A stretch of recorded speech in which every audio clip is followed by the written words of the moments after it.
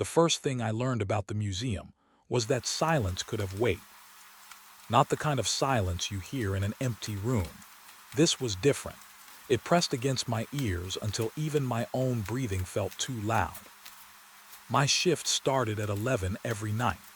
By midnight, every visitor was gone, every light near the entrance was dimmed, and the old building belonged to people like me, the ones paid to walk empty halls until sunrise. It was my first night. The museum had been standing for more than 100 years. The walls were thick stone, the wooden floors had been polished by thousands of footsteps, and every hallway carried the faint smell of old paper, dust, and furniture polish. During the day, it felt welcoming. At night, it felt like it was holding its breath. My supervisor, Frank, handed me a heavy ring of keys before leaving. "Simple job," he said. "Check every gallery once an hour, watch the cameras, fill out your patrol log." He pointed toward the far end of the building. "And whatever you do, don't unlock galleries 7, 8, or 9 after midnight." I looked at him. "They're closed for restoration." He hesitated just long enough for me to notice. "Just follow the rules." Then he smiled, wished me luck, and walked out the front doors. The locks clicked behind him. Suddenly, I was alone. I stood in the entrance hall for a moment, listening. Nothing. Only the soft humming of the heating system, somewhere inside the walls. I switched on my flashlight, even though the emergency lights already lit the corridors. Old habit. A flashlight somehow made me feel less alone. The first patrol was easy. Ancient coins. Civil War uniforms. Glass cases filled with pottery older than any country I had ever lived in. Everything looked exactly the way it should. Every few minutes I checked my radio. Still working. Every camera showed empty rooms. Nothing unusual. By 12:30, I actually laughed at myself. I had expected the place to feel haunted. Instead, it just felt old. That changed when I reached Gallery 6. The hallway ended at 3 heavy wooden doors. Bronze numbers were fixed above each one. 7, 8, 9. Each door had a thick steel lock that looked much newer than the building itself. I remembered Frank's warning. Don't unlock them after midnight. I wasn't planning to. Still, I walked closer. The wood looked scratched. Not badly, just enough to suggest decades of use. I shined my flashlight across door 7. Something caught my eye. Fresh fingerprints. Not on the handle. Higher, about shoulder height, as if someone had rested a hand against the wood. I frowned. The museum had closed hours ago. Cleaning staff had already gone home. Maybe Frank had checked the doors before leaving. That made sense. I wrote a quick note in my patrol log and continued walking. The rest of the hour passed quietly. At 1 o'clock, I returned to the security office. 8 monitors covered one wall. Every gallery appeared exactly as expected. Empty. Motionless. I poured myself stale coffee from the old machine. It tasted terrible. I drank it anyway. Then something moved. Not in front of me. On camera 7. I looked closer.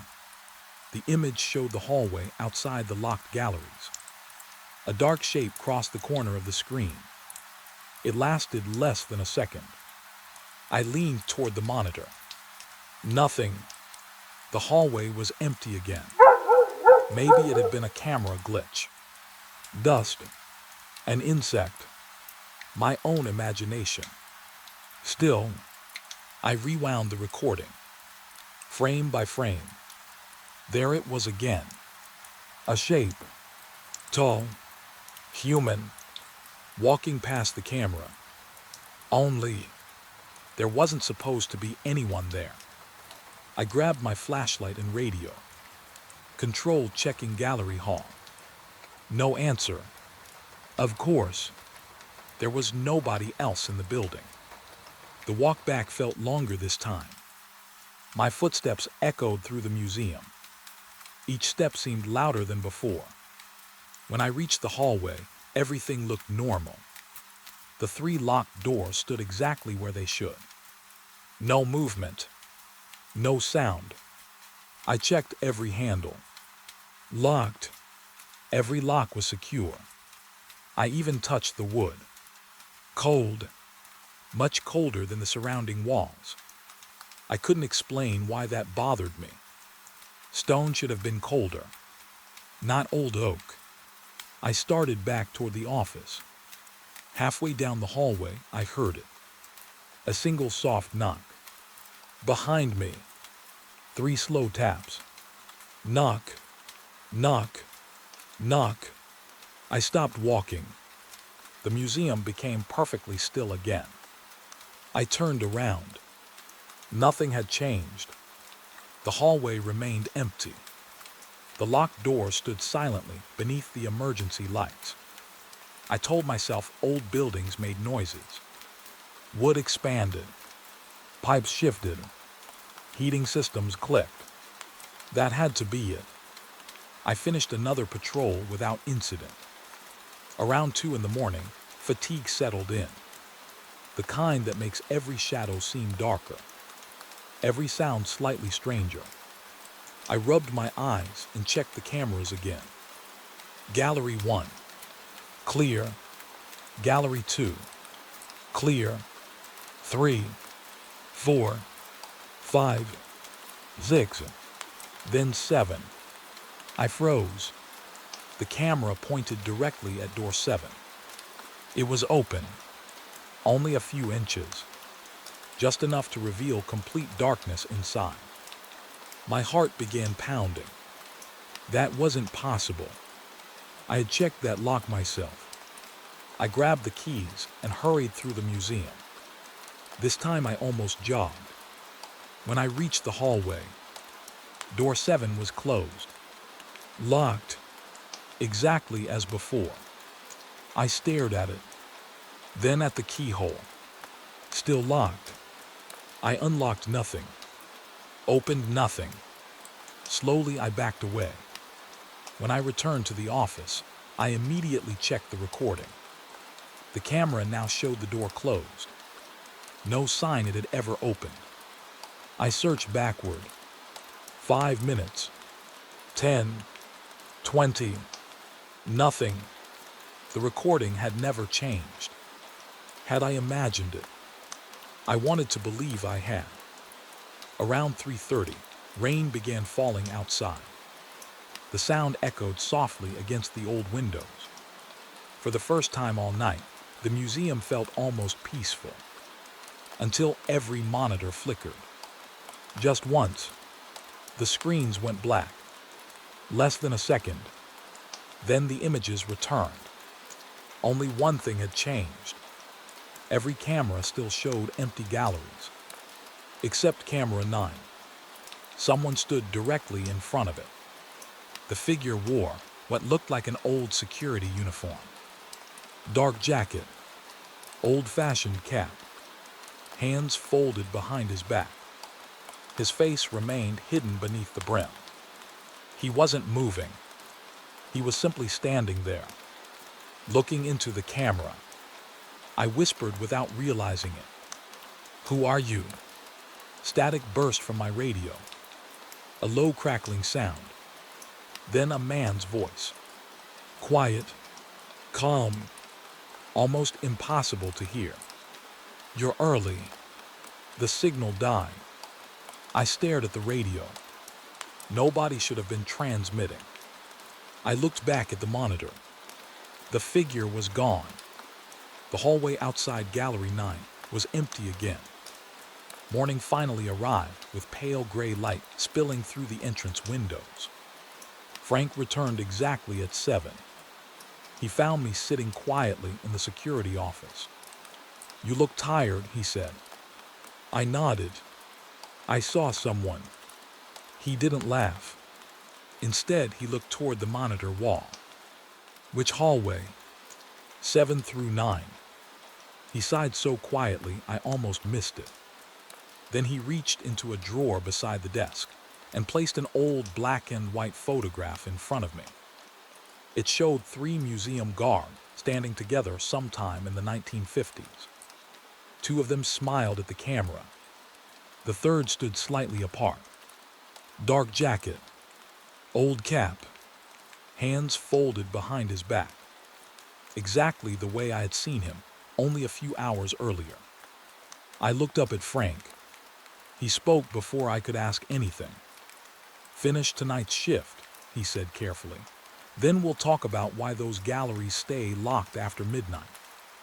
He took the photograph, slid it back into the drawer, and quietly locked it away. I should have walked out of that museum right then. Instead, I came back the next night because I needed to know what was waiting behind door 7. I didn't sleep after that first shift. Every time I closed my eyes, I saw the old guard standing in front of camera 9, his hands folded behind his back, his face hidden beneath the brim of that worn cap. I kept telling myself it had to be stress, a trick of an exhausted mind. By sunset, I almost convinced myself not to go back. But curiosity has a way of sounding reasonable. When I walked through the museum doors that evening, Frank was already waiting behind the front desk. "You came back," he said. "I almost didn't." He gave a tired smile. "Most people don't." That answer stayed with me. Most people don't. How many guards had worked here before me? Why had they left? I wanted to ask, but he was already handing me the keys. As I reached for them, he stopped my hand. "One more thing." His voice had changed. "If you notice anything out of place, don't touch it unless you absolutely have to." "What kind of things?" He looked toward the long hallway leading into the galleries. "The museum changes its mind sometimes." I waited for him to laugh. He didn't. A few minutes later, the front doors locked behind him. The second night had begun. The building somehow felt older than it had the night before. Rain clouds covered the moon, leaving only the museum's emergency lights glowing across polished wooden floors. Everything reflected faintly. Glass cases, marble statues, even the brass railings carried dull streaks of light. It felt beautiful. It also felt like something was quietly watching from somewhere I couldn't quite see. I started my patrol exactly the way I had the night before. Gallery 1. Everything normal. Gallery 2. Nothing unusual. Gallery 3. A collection of oil paintings from the late 19th century filled the walls. Faces looked down from heavy golden frames. Families, military officers, writers, children. Their painted eyes seemed surprisingly alive. I slowed my pace without realizing it. There was one portrait everyone noticed during daytime tour. A wealthy businessman named Edward Ashcombe. His portrait was nearly 7 feet tall. He stood beside a large window with one hand resting on a cane. During the day, visitors always joked that his eyes followed them. Standing alone at 1 in the morning. The joke wasn't funny anymore. I swept my flashlight across the room. Every painting hung perfectly straight. Satisfied, I continued walking. 40 minutes later, I returned for the next patrol. The moment I entered Gallery 3, something felt wrong. I couldn't explain it. Nothing had fallen. Nothing looked broken. Still, the room felt different. I stood perfectly still. Then I noticed it. Edward Ashcombe's portrait wasn't facing the room anymore. It had turned slightly. Only a few degrees. Barely enough to notice. Instead of facing the center of the gallery, it seemed angled toward the hallway outside. I frowned. Old hooks sometimes shifted. Large paintings were heavy. That had to be the explanation. I stepped closer. The frame was solid oak. It must have weighed over 100 pounds. I grabbed both sides and gently pushed it back into place. It barely moved. Once it looked straight again, I checked the mounting hardware. Everything felt secure. Nothing loose. Nothing broken. I wrote another note in my patrol log. Large portrait slightly misaligned, corrected. Simple. Nothing mysterious. At least, that's what I wanted to believe. Back in the security office, I reviewed the cameras. Gallery 3 appeared completely empty. I rewound 20 minutes. Nothing. No movement. No visitors. No staff. The painting had never moved. At least not on camera. That bothered me more than if I had actually seen it happen. Around midnight, the museum settled into complete silence. Even the heating system stopped humming for a while. The quiet became so complete, I could hear my own heartbeat. Then came a sound. Very soft. Wood sliding against wood. I froze. It lasted only 2 seconds. Just enough to make every hair on my arm stand up. The sound had come from somewhere ahead. Gallery 3. I walked slowly. Each step echoed through the empty halls. When I reached the doorway, I stopped breathing. The portrait had turned again. This time much farther. Edward Ashcombe wasn't facing his gallery anymore. He was facing directly toward the hallway. Toward me. I stared for several long seconds. It wasn't fear that hit me first. It was confusion. Hell, the frame was far too heavy to swing on its own. I looked around the room. Nothing else had moved. No broken glass. No footprints. No open windows. Only the portrait. I reached for my radio. Control 2. I stopped myself. There was no control. Only me. Slowly I walked closer. The painted man's face seemed different somehow.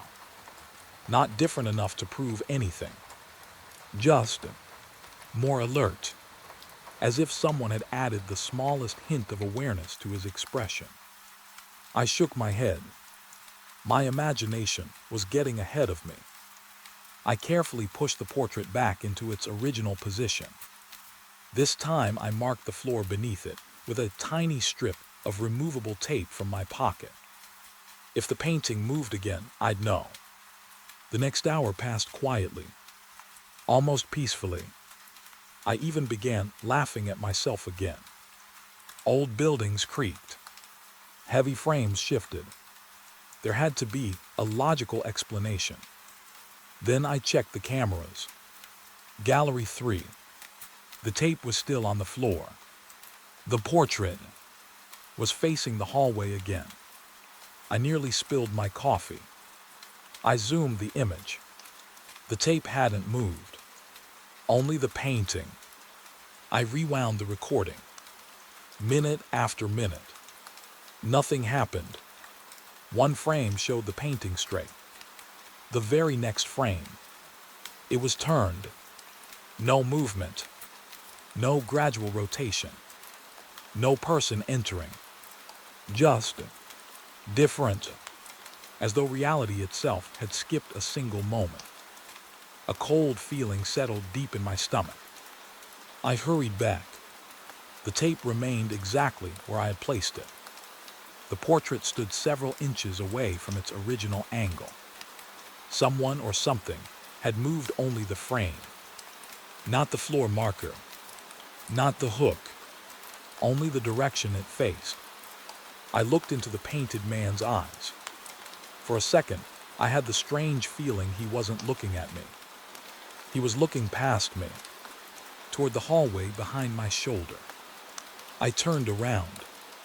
The corridor was empty. When I faced the painting again, I noticed something I had somehow missed before. A tiny brass nameplate beneath the frame. Edward Ashcombe, donated 1918. Below that, scratched so lightly it almost disappeared beneath years of polish, were 4 words. Don't let HIM turn. The letters weren't part of the museum plaque. Someone had carved them later. Very carefully. Very deliberately. A chill ran through me. Who had written that? Why? I rubbed my thumb across the scratches. They were old. Very old. Someone had wanted future guards to find them. Before I could think any further, every light inside the gallery dimmed for less than a second. Not enough to plunge the room into darkness. Just enough to make every shadow stretch across the floor. When the lights returned, the portrait was perfectly straight again. I hadn't touched it. I backed away slowly. For the first time since taking this job, I decided there were some things better left alone. The rest of the night stayed quiet. Almost too quiet. Around 6 in the morning, Frank arrived. He found me standing in front of the painting. You saw it, didn't you? He asked. I nodded. It keeps turning. He didn't seem surprised. Instead, he unlocked a small cabinet hidden behind the front desk. Inside were dozens of patrol logs. Some were newer than mine. Others looked decades old. He opened one at random and slid it across the counter. A sentence had been underlined in faded blue ink. Portrait facing hallway again. Returned it before sunrise. Different handwriting. Different year. He opened another. Same complaint. Another. Same thing. Again. And again. The oldest report dated back nearly 60 years. Every guard described the same portrait. The same impossible movement. The same hallway. I looked at Frank. Why is it always facing the hallway? He didn't answer immediately. Instead, he looked toward Gallery 3 with an expression that felt more like regret than fear. Finally, he spoke. Because it isn't trying to leave the room. I frowned. Then what is it looking at? Frank's eyes stayed fixed on the dark hallway leading deeper into the museum. His voice barely rose above a whisper. It keeps turning because every night, something walks past that doorway. He closed the patrol log before I could read another page.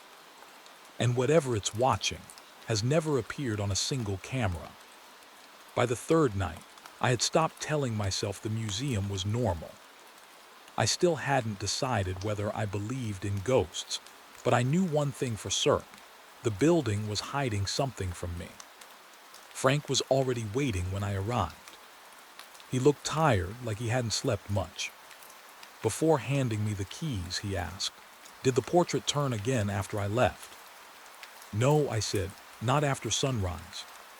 He nodded slowly, as if that answer mattered. Then he lowered his voice. "If you see anyone in the galleries tonight, check the room first. Don't trust the glass." I stared at him. "What does that mean?" He hesitated. "Just remember it." That was all he said. A few minutes later, the front doors locked behind him, and the museum became mine again. I started my patrol earlier than usual. I wanted to reach Gallery 3 before midnight. The portrait of Edward Ashcombe was facing forward when I arrived, perfectly straight. The tape I had placed on the floor was gone. I crouched down and searched for it anyway. Nothing. For a brief moment, I felt relief. Maybe the strange events had ended. Maybe I had simply been exhausted. Then I noticed the brass plaque again. Don't let HIM turn. The scratched words looked deeper than I remembered. I stepped back and forced myself to continue the patrol. Gallery 4 held glass cases filled with old jewelry and silverware. The emergency Lights reflected across the polished surfaces, creating long streaks of pale light that moved as I walked. Gallery 5 displayed military artifacts. Uniforms stood on mannequins behind protective glass. Their empty sleeves hung motionless in the darkness. I hated that room, not because anything had happened there, because it always felt occupied. Around midnight, I returned to the security office and checked the cameras. Everything looked normal. Empty hallways, silent galleries, no movement. I was beginning to relax when I saw a figure reflected in one of the monitors. My stomach dropped. Someone was standing behind me. I spun around. The office was empty. The chair behind me sat exactly where I had left it. I looked back at the monitor. The reflection was gone. I replayed the last few seconds. Nothing appeared on the recording. Just me sitting alone. My hands were shaking now. I grabbed the flashlight and headed toward the galleries. I told myself I was being ridiculous. Lack of sleep, stress, too much coffee. The museum smelled different tonight. Damp, older, like wet paper left in a basement. As I passed through Gallery 4, my flashlight beam swept across a glass display case. For a second, I saw a woman standing beside me in the reflection. I stopped so suddenly, my shoulder hit the wall. The case showed the room behind me. Empty. I stepped closer and shined the light across the glass. Only my own reflection stared back. Pale face, dark circles under my eyes, nervous expression. I laughed once quietly. Then I noticed something strange. My reflection wasn't holding the flashlight the same way I was. The beam in the glass pointed slightly lower. I froze. Slowly, I raised my arm. The reflection copied me perfectly. Normal again. I backed away from the case and continued walking, but my heartbeat had become loud enough to hear. Nothing happened for the next 20 minutes. Then Gallery 5 changed everything.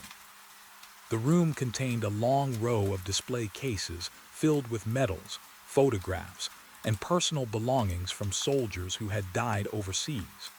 Glass stretched along both sides of the gallery, turning every light into a reflection. I walked between the cases, checking each lock. Halfway through the room, I caught movement to my left. A man stood behind me in the glass. Not a reflection. An actual person. Tall, thin, wearing a dark coat. I turned instantly. Nobody. The gallery was empty. When I looked back at the glass, the man was still there, standing exactly where I had been standing seconds earlier. My throat tightened. The figure remained perfectly still. His face looked blurred, as if the reflection couldn't decide what he looked like. I took one step backward. The figure did not move. Another step. Still watching me. Then my flashlight flickered. Just once. When the beam steadied again, the glass showed only my own reflection. I stood there for several seconds, breathing through my mouth, trying to calm down. Maybe someone had walked past the doorway and I had mistaken the angle. Maybe. A soft cough echoed from the far end of the gallery. Not from the glass. From the room itself. I slowly turned my flashlight toward the sound. Empty cases. Empty floor. Silent mannequins. Nothing else. I wanted to leave. Every instinct told me to leave. Instead, I finished the patrol because I needed proof that I wasn't losing my mind.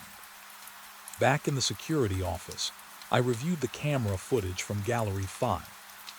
The hallway appeared completely empty. Then I saw myself enter the room. I walked past the first display case, past the second, and when I reached the middle of the gallery, I suddenly stopped. On the recording, I stood motionless for almost 30 seconds, staring at the glass. There was no reflection visible from the camera angle. Only me frozen in place. Then something happened that made my skin crawl. The glass beside me darkened. Not all at once, slowly, as if a shadow was standing on the other side. The camera couldn't show a person, but it showed the light changing around one. I replayed it 3 times. The shadow remained. I leaned back in my chair and rubbed my eyes. The museum suddenly felt much larger than before. Around 2 in the morning, the rain started again. Water tapped against the tall windows near the entrance hall. The sound should have been comforting. Instead, it made the building feel isolated. I decided to check Gallery 5 one more time. The room was empty when I arrived. I walked slowly between the display cases, watching every reflection. For a while, nothing happened. Then I reached the final case near the back wall. The glass showed me standing alone. Behind me, near the entrance, stood a child. Small, maybe 8 years old. Wearing old-fashioned clothes. Hands at his sides. I turned around so fast, my flashlight slipped from my fingers. The beam spun across the floor and stopped against the far wall. The gallery was empty. Completely empty. I picked up the flashlight with shaking hands and forced myself to look back at the glass. The child was gone. In his place stood another figure. The old security guard from camera 9. Dark jacket, cap pulled low, hands folded behind his back. He wasn't looking at me. He was looking past me, toward the dark hallway outside the gallery. Then, for the first time, he raised one hand. Not a wave. A warning. One finger pressed against his lips. Be quiet. The lights dimmed. Only for a heartbeat. When they returned, the glass reflected nothing except me. I stumbled backward and nearly ran out of the room. The museum no longer felt haunted. It felt occupied. At 3:30, I found myself standing outside galleries 7, 8, and 9 again. I hadn't intended to come there. My feet had carried me down the hallway without thinking. The 3 locked doors waited beneath the emergency lights. Door 7, Door 8, Door 9. Something made me glance toward the polished glass frame hanging beside Door 8. It contained an old photograph of the museum staff from decades ago. I recognized the guard immediately. The same man from the cameras. The same man from the reflection. But this time, I noticed someone standing beside him.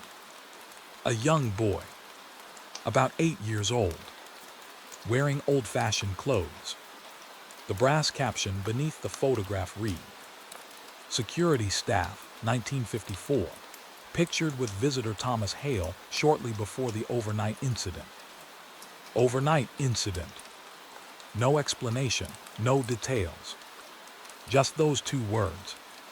A cold feeling settled deep inside me. I looked from the photograph to the locked doors. Then I remembered the child in the glass. The museum wasn't showing me random faces. It was showing me people who had once been here. And somehow they were still here. As I stood there, trying to understand what that meant, a faint reflection appeared in the glass over the photograph. Someone was standing behind me in the hallway. I didn't turn around. For several long seconds, I simply stared at the reflection, watching the figure stand motionless a few feet away. Then the reflection leaned closer, and I realized the person behind me wasn't wearing a visitor's clothes. He was wearing my uniform. I never turned around. The reflection behind me was enough. The person standing a few feet away wore my uniform, the same dark jacket, the same flashlight clipped to the belt, the same badge on the chest. Only one thing was different. He wasn't moving. I could feel my own breathing. I could hear the soft buzz of the emergency lights, but the figure behind me stayed perfectly still, like he was waiting for me to make the first move. I closed my eyes for a second. Then I spun around. The hallway was empty.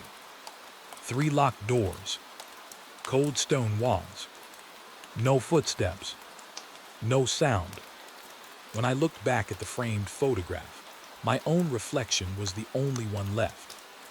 I stood there for another minute before forcing myself to walk away.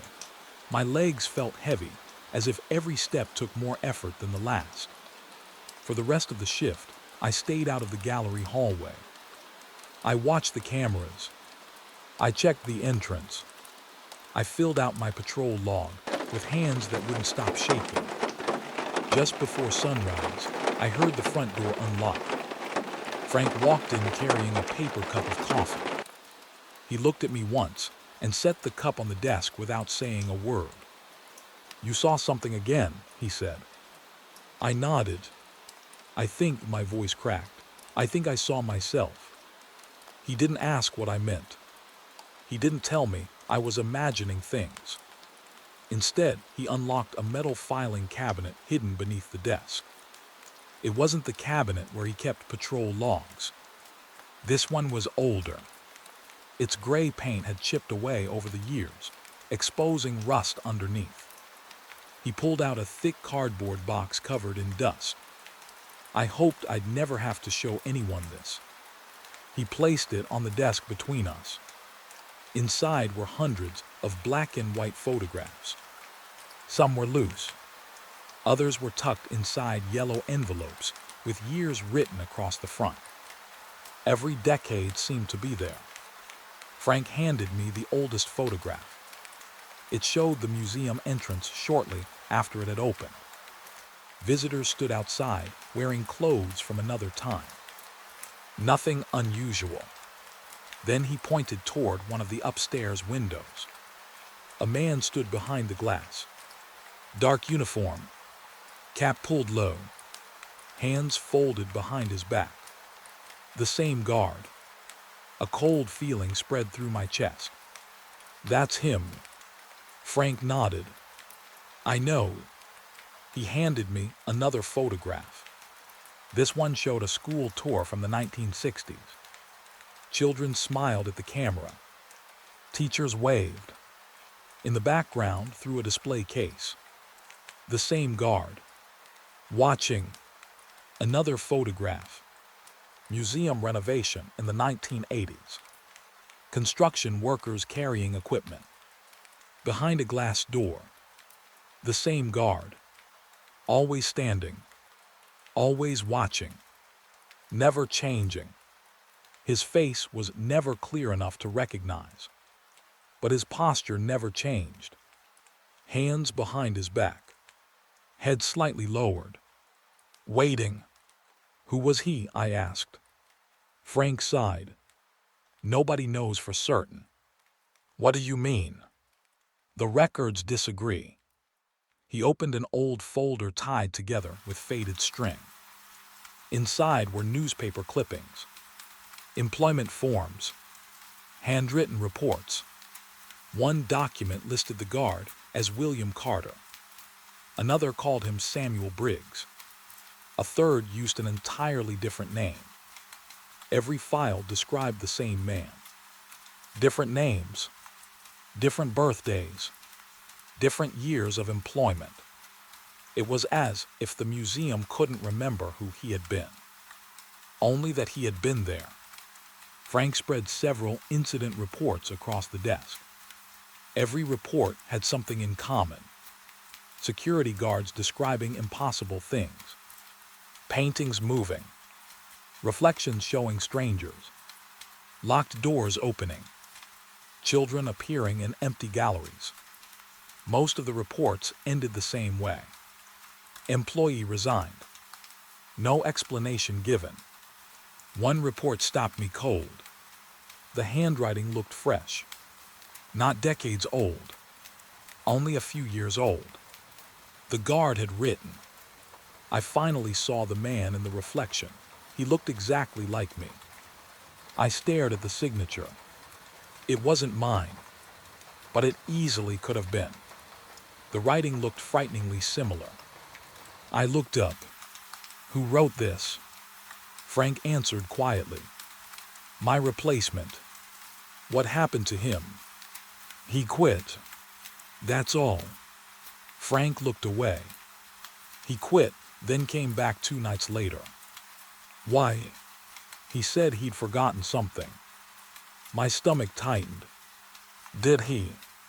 Frank remained silent. The silence itself became the answer. I never asked again. The museum suddenly felt different. Not haunted. Trapped. As if everyone who worked there eventually became part of it. Frank reached into the box one last time. This is why I wanted you to leave after your first night. He handed me a photograph that had no date written on the back. It had been taken inside Gallery 3. Edward Ashcombe's portrait hung on the wall. Standing beneath it was a young security guard, smiling, probably in his 20s. His flashlight hung from the same side of his belt as mine. His badge matched mine. Even the small tear on the shoulder of his jacket looked familiar. For one impossible second, I thought I was looking at myself. Then I realized it wasn't me. The photograph had been taken nearly 40 years earlier. His name was Daniel, Frank said. He lasted 6 nights. I looked closer. There was something standing behind Daniel, hidden inside the glass covering another painting. A dark figure, hands folded behind his back. Watching him, Daniel never turned around. The camera had captured something he never saw.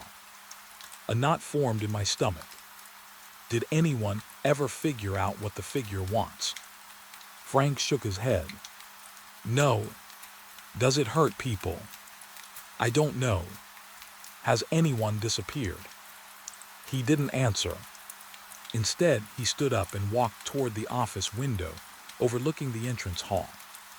Morning sunlight had begun spilling through the tall glass doors. The museum looked warm again. Safe. Normal. Families would arrive in a few hours. Children would laugh. Tour guides would tell stories. Nobody would know what happened after midnight. Frank spoke without turning around. Do you know why the galleries are locked? No. They aren't keeping people out. I felt my pulse quicken. They're keeping something in. Neither of us spoke after that. I took off my security badge. Then the radio. Finally, I placed the ring of heavy keys on the desk. I can't come back. Frank nodded.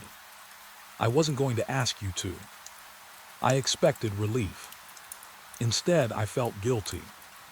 Like I was abandoning someone. As I walked toward the exit, I passed Gallery 3 one final time. Edward Ashcombe's portrait faced straight ahead. Exactly where it should.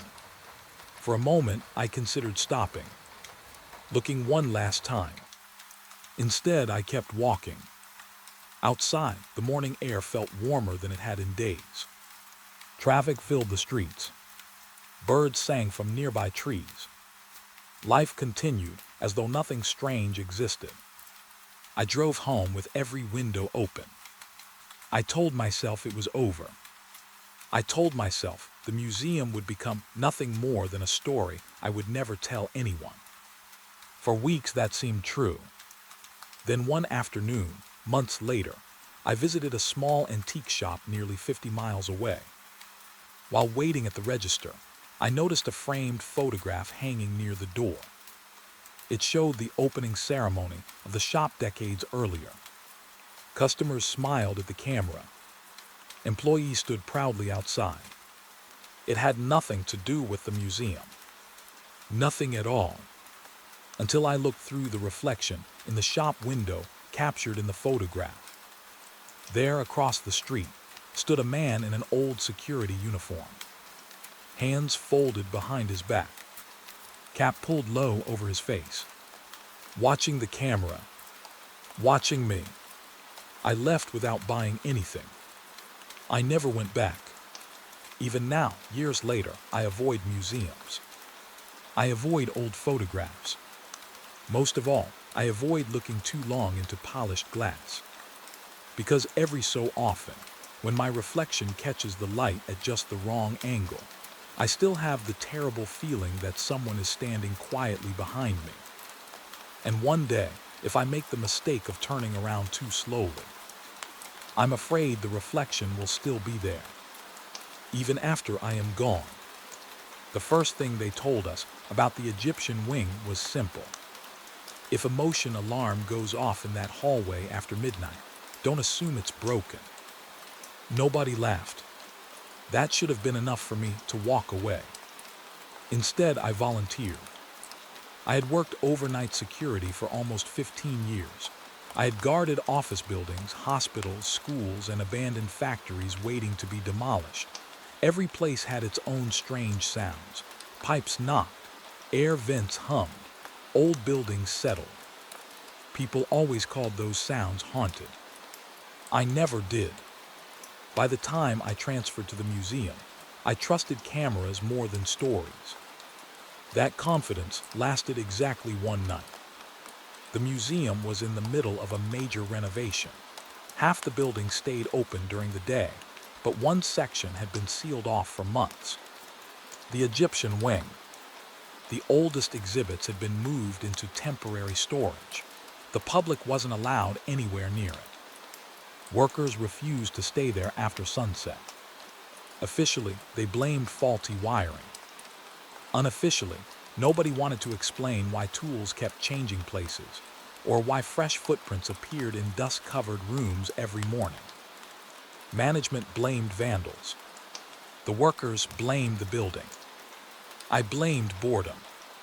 At least then, my supervisor, Helen, handed me a ring of keys before leaving. The renovation crew finished early, she said. You're only watching the east side tonight. Just me. She nodded. You asked for it. I smiled. I've handled worse. She looked at me for a long moment. I hope you're right. Before walking away, she added one more sentence. The Egyptian wing stays locked. Check the door every hour. That's it. That's it. She didn't mention going inside. She didn't mention any alarms. She simply left. By 11:30, the museum belonged to me. I began my patrol the same way I always did. Entrance secure. Emergency exits locked. Climate control running. Nothing unusual. The building felt peaceful. Quiet enough that I could hear the ticking of an old clock hanging above the central staircase. The farther east I walked, the older the museum felt. Fresh paint gave way to cracked plaster. Bright lights became soft yellow emergency bulbs. Even the air changed. It carried the dry smell of old stone and dust. The hallway leading to the Egyptian wing ended at a pair of heavy bronze-colored doors. Large chains stretched across them. A printed sign read, "Exhibit closed. Authorized personnel only." I checked the padlock. Still locked. Satisfied, I marked the time in my patrol log. 11:58 p.m. Door secure. As I turned to leave, I noticed something strange. There was dust across the hallway floor. Lots of it. But directly in front of the doors, a narrow strip looked perfectly clean. Not swept. Simply undisturbed. Like something had passed there so often that dust never had a chance to settle. I crouched for a closer look. No footprints. No tire marks. Just smooth stone. I shook my head. Probably air movement from the ventilation system. That explanation sounded reasonable enough. An hour later, I returned. The lock remained secure. The chain hadn't moved, but the motion detector above the doorway flashed once. Green, then red, then green again. I stared at it. No alarm sounded. The light stopped blinking. I checked the control panel on my radio. No fault codes. Everything appeared normal. Still, I wrote another note. Motion sensor flickered. Needs inspection. Back in the security office, I reviewed the camera covering the hallway. Nothing. No movement. No visitors. Only me checking the door. I rewound 10 minutes. 20. 30. The hallway stayed empty. At 1:15, my radio crackled. A burst of static. Then silence. I adjusted the volume. Nothing. A minute later, it crackled again. This time I heard what sounded like breathing. Slow. Steady. Very close to the microphone. Security, I asked. No answer. The breathing stopped. Static returned. Then complete silence. I checked every channel. Nothing. The museum radio system had always been reliable. Until tonight. I told myself I'd file another maintenance report in the morning. That list was getting longer. During my next patrol, I noticed something I was certain hadn't been there before. The chain across the Egyptian wing doors hung differently. Not unlocked. Not broken. Twisted. As though someone had lifted it and placed it back carelessly. I photographed it with my phone before straightening it. When I finished, I looked at the padlock. Still sealed. No scratches. No signs of tampering. Whoever had moved the chain hadn't opened the doors. At least not the normal way. I stood there longer than I should have. The hallway felt colder than the rest of the museum. Not freezing. Just enough to notice. A faint draft brushed across my face. That made no sense. The exhibit beyond the doors had no open windows. No active ventilation. Yet the air kept flowing from beneath the doors. Then I smelled something. Old linen. Dry earth. A faint scent I couldn't place. It didn't smell rotten. It smelled ancient. Like opening a wooden chest that hadn't been touched in 100 years. I stepped back without realizing it. The smell disappeared almost immediately. At 2 o'clock, the security cameras flickered. Only one monitor changed. Camera E12. The Egyptian hallway. For less than a second, the hallway appeared brighter. Not because the lights changed. Because the doors were open. Wide open. Darkness filled the doorway beyond. Before I could blink, the image returned to normal. Locked doors. Chains. Exactly as before. I replayed the recording. Frame by frame. There it was. One single frame. Doors open. The next frame. Closed again. No movement between them. I felt my confidence begin to crack. I grabbed my flashlight and walked back. The hallway stood exactly as expected. Locked. Silent. Empty. I checked every inch of the chain. Still secure. Then my flashlight landed on the floor. Someone had written something in the dust. 3 words. Not alone now. I stopped breathing. The letters looked fresh, as though traced by a fingertip only moments earlier. I looked behind me. Empty hallway. I aimed my flashlight toward both ends. Nobody. My radio burst to life. A woman's voice whispered only 4 words. Don't open the door. Then the transmission ended. I recognized the voice. Helen. I called back immediately. No reply. When I returned to the office, Helen's radio sat charging in its dock. She had taken the night off. She wasn't even in the building. My hands suddenly felt cold. Who had spoken to me? I checked the hallway camera again. The writing wasn't there. The floor looked untouched. I zoomed in. No message, no disturbance, only dust. Either the camera hadn't recorded it, or it had never been there. Around 3 in the morning, rain began tapping against the museum skylights. The sound spread through the empty halls. For the first time all night, I almost relaxed. Then every motion alarm on the east side activated at once. Not loud, just a row of red lights blinking across the control panel. Gallery 12, Storage Room B, the Egyptian hallway, one after another. Then they all stopped. Every alarm reset itself before I could even stand up. The building became silent again. Too silent. I stared at the monitor showing the sealed exhibit. The hallway remained empty. But something had changed. The shadow beneath the doors was gone. Instead of darkness under the gap, there was light. A faint golden glow leaking from inside a room that had no electricity. I whispered to myself without thinking, "What are they renovating in there?" No one answered. But as I stood alone in the security office, watching that impossible light beneath the permanently sealed doors, I realized something that stayed with me long after I left the museum.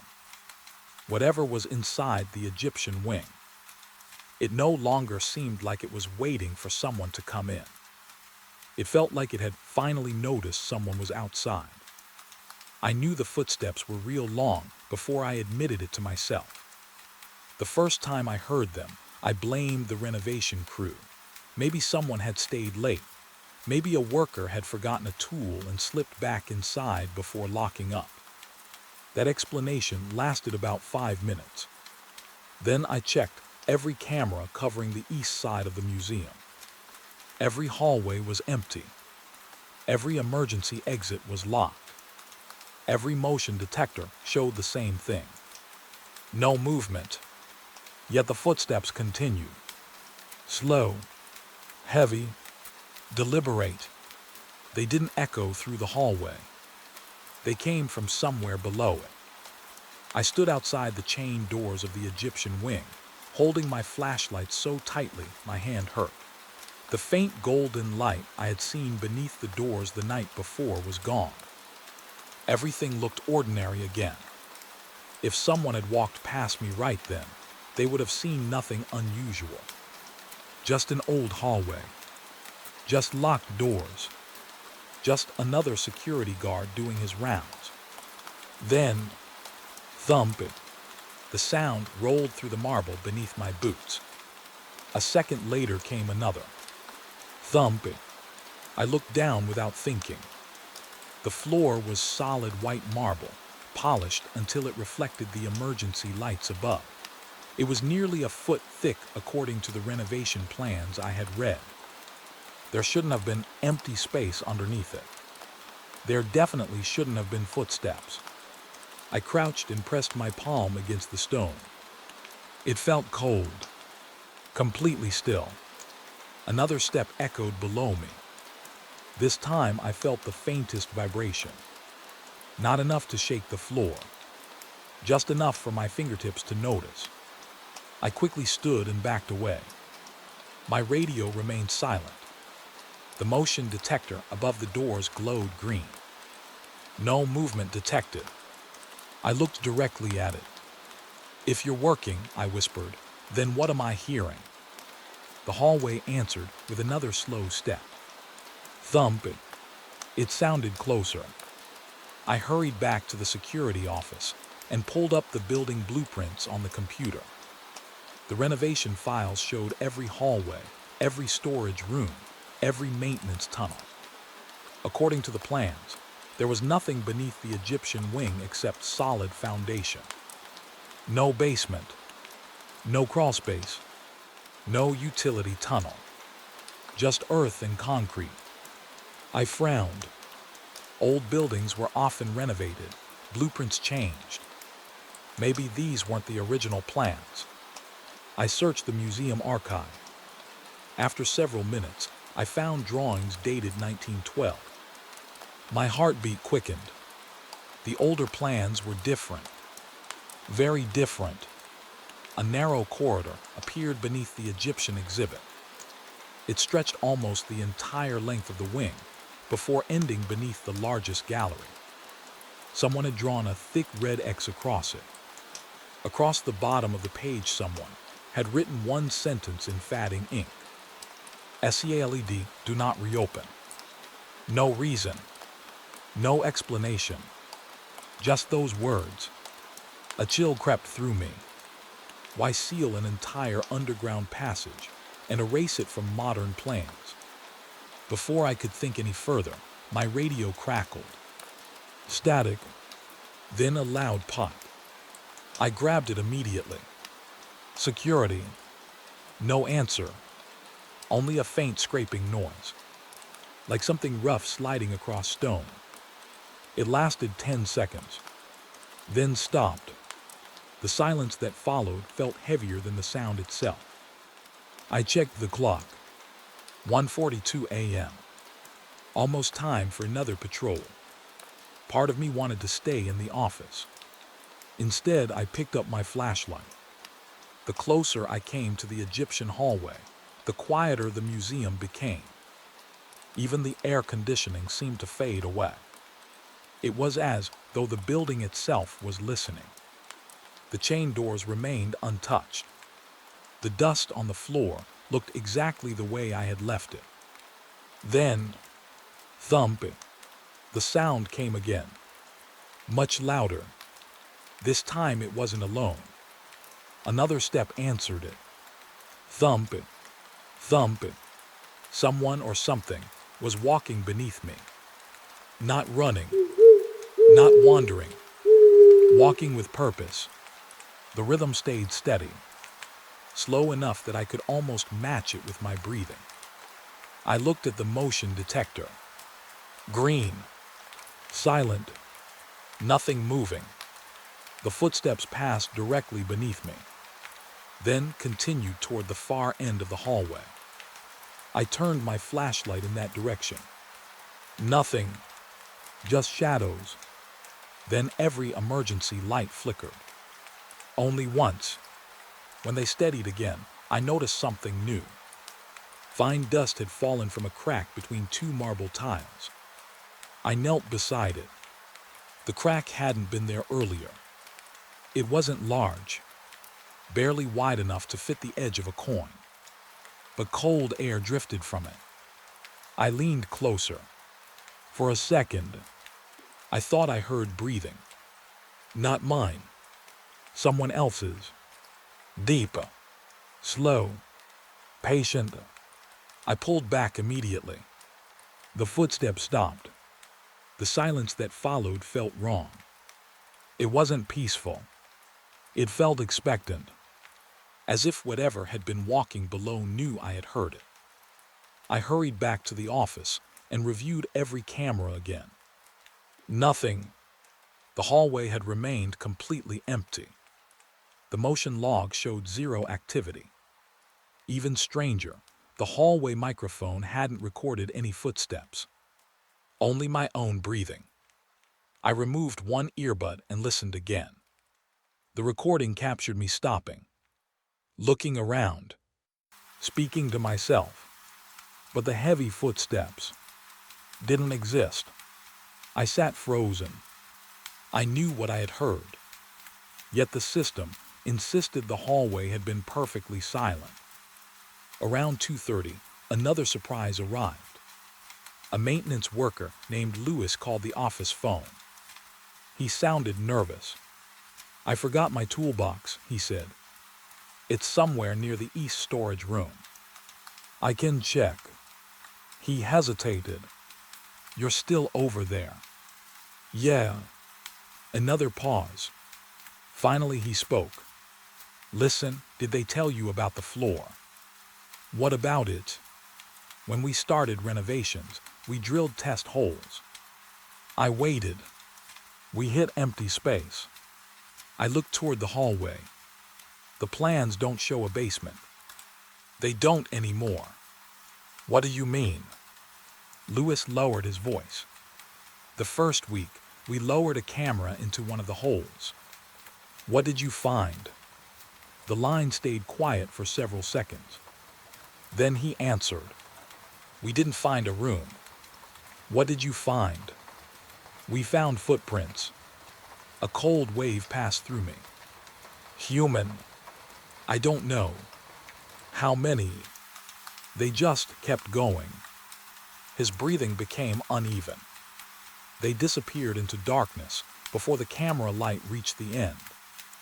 Before I could ask another question, the call disconnected. I tried calling him back. No answer. At exactly 3 o'clock, every clock inside the museum stopped. The old clock above the staircase. The office wall clock. Even the digital clock on the security monitor froze. 3:00. Nothing moved. Nothing ticked. For nearly a minute, the museum seemed suspended outside time. Then, thump, the footsteps returned, closer than ever.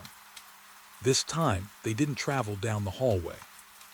They stopped directly beneath the chain doors. One final step. Silence. Without warning, the chains rattled. Not violently, just enough to produce a soft metallic sound. I raised my flashlight. The padlock hadn't opened. The chains hadn't fallen, but they were gently swaying, as though someone had touched them from the inside. I took one cautious step backward, then another. A low grinding sound echoed beneath the marble. Stone scraping against stone. The crack in the floor widened by less than an inch. Dust drifted upward. From somewhere deep below came a single breath. Long, slow, almost relieved. My radio burst to life. Helen's voice came through clearly this time. I need you to answer one question. Helen, are the chains still on the doors? Yes. Her relief was obvious. Good. What's happening? She ignored the question. Listen carefully. I'm listening. No matter what you hear tonight. Her voice trembled for the first time. Don't ever let those footsteps reach the stairs. The transmission ended. I stared down the empty hallway. Then I slowly turned toward the main staircase at the opposite end of the museum. For the first time since taking the assignment, I realized something I should have understood from the beginning. The footsteps beneath the floor hadn't been wandering. Night after night, they had been following the same route. And each night, they were getting a little closer to coming up. I checked the chains 3 times before midnight. I remember that because I didn't trust my own memory anymore. After hearing those footsteps beneath the marble floor, I had started doubting every sound, every shadow, even every thought. So I made a habit of checking things twice.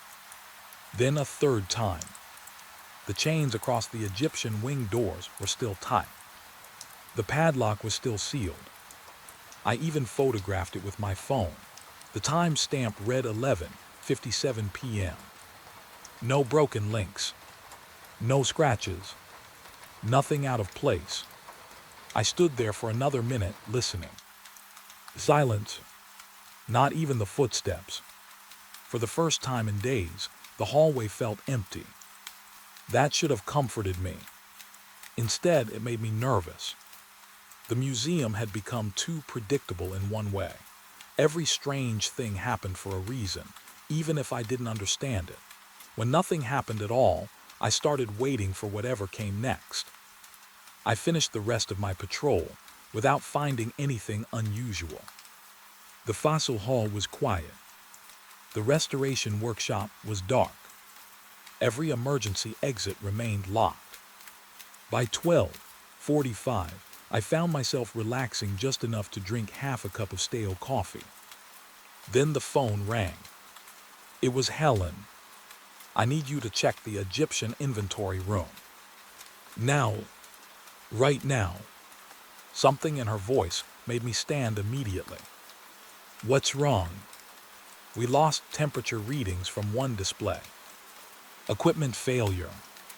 I hope so. The line went quiet for a second. If anything is open, don't touch it. Before I could ask another question, she ended the call.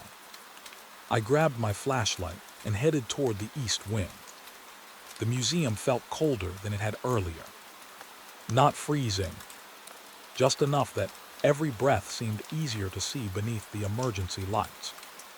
As I turned into the Egyptian hallway, I stopped. The chains were exactly where I had left them. The padlock remained closed.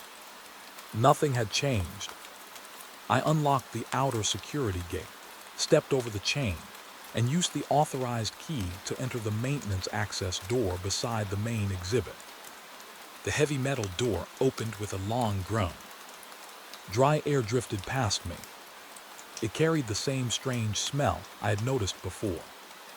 Dust, old linen, stone warmed by centuries. My flashlight beam stretched into the darkness. Plastic sheets covered several statues while workers restored the room. Wooden scaffolding surrounded painted walls. Half-packed crates stood beside empty display platforms. Everything looked abandoned. Everything except one thing. The central display. A massive black granite sarcophagus rested beneath a temporary worklight. It belonged to the museum's oldest Egyptian artifact. Every report described it the same way. Lid permanently sealed. Never opened. Not even during restoration. I walked toward it. The brass information plaque still sat beside the display. Nothing unusual. Then my flashlight reached the top. I stopped breathing. The lid had moved. Not far. Maybe 6 inches. Just enough to leave a narrow opening. My first thought wasn't fear. It was confusion. The lid weighed nearly 2 tons. According to the museum records, it required heavy machinery just to reposition it during conservation. No single person could slide it alone. Yet there it was. Open. I hurried closer. Fresh lines in the dust marked where the stone had shifted. The movement looked recent. Very recent. I aimed my flashlight into the opening. Darkness swallowed the beam. The inside seemed deeper than it should have been. I leaned forward slightly. The light reached smooth stone. Nothing else. No coffin. No body. No artifacts. Just darkness. I quickly stepped back. Every instinct told me not to get any closer. Instead, I photographed the display. Then another picture. Then a third from a different angle. Proof. I finally had proof. My radio crackled. Helen. No answer. Only static. Then one clear sentence. Is it open? The voice sounded distorted. Almost stretched. Yes. Silence. Then, don't look inside again. The transmission ended. I lowered the radio slowly. That warning came too late. I already had. Trying to stay calm, I circled the display. Every security seal remained intact. Tiny numbered tags placed by the restoration team still hung from the edges. None were broken. None had been removed. The locks securing the support brackets remained untouched. It made no sense. The lid had clearly moved. Yet every sign said it never had. I took another photograph. This time something caught my attention. A faint line of dust led away from the base of the sarcophagus. Not footprints. Not drag marks. Almost like someone had brushed the floor with a long piece of cloth. The trail disappeared between 2 temporary partitions. I followed it. Each step echoed softly across the stone floor. The farther I walked, the quieter everything became. Even my breathing sounded distant.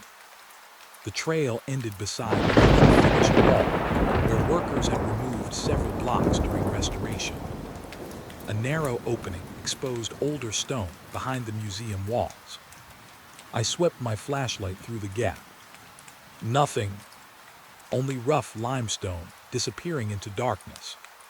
Then, a sound, not footsteps, breathing, slow, measured, coming from somewhere beyond the wall. I backed away immediately. The breathing stopped. For a few seconds, the entire wing became perfectly still. Then every work light shut off at once. Darkness swallowed the room. Only my flashlight remained. Its beam suddenly felt very small, very weak. I turned toward the exit. Something stood beside the sarcophagus. I couldn't see details, only a shape. Tall, perfectly still. My flashlight trembled.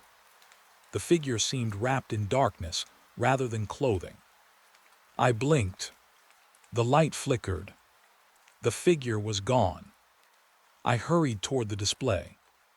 The sarcophagus lid was closed again, perfectly aligned, exactly as every museum photograph showed it.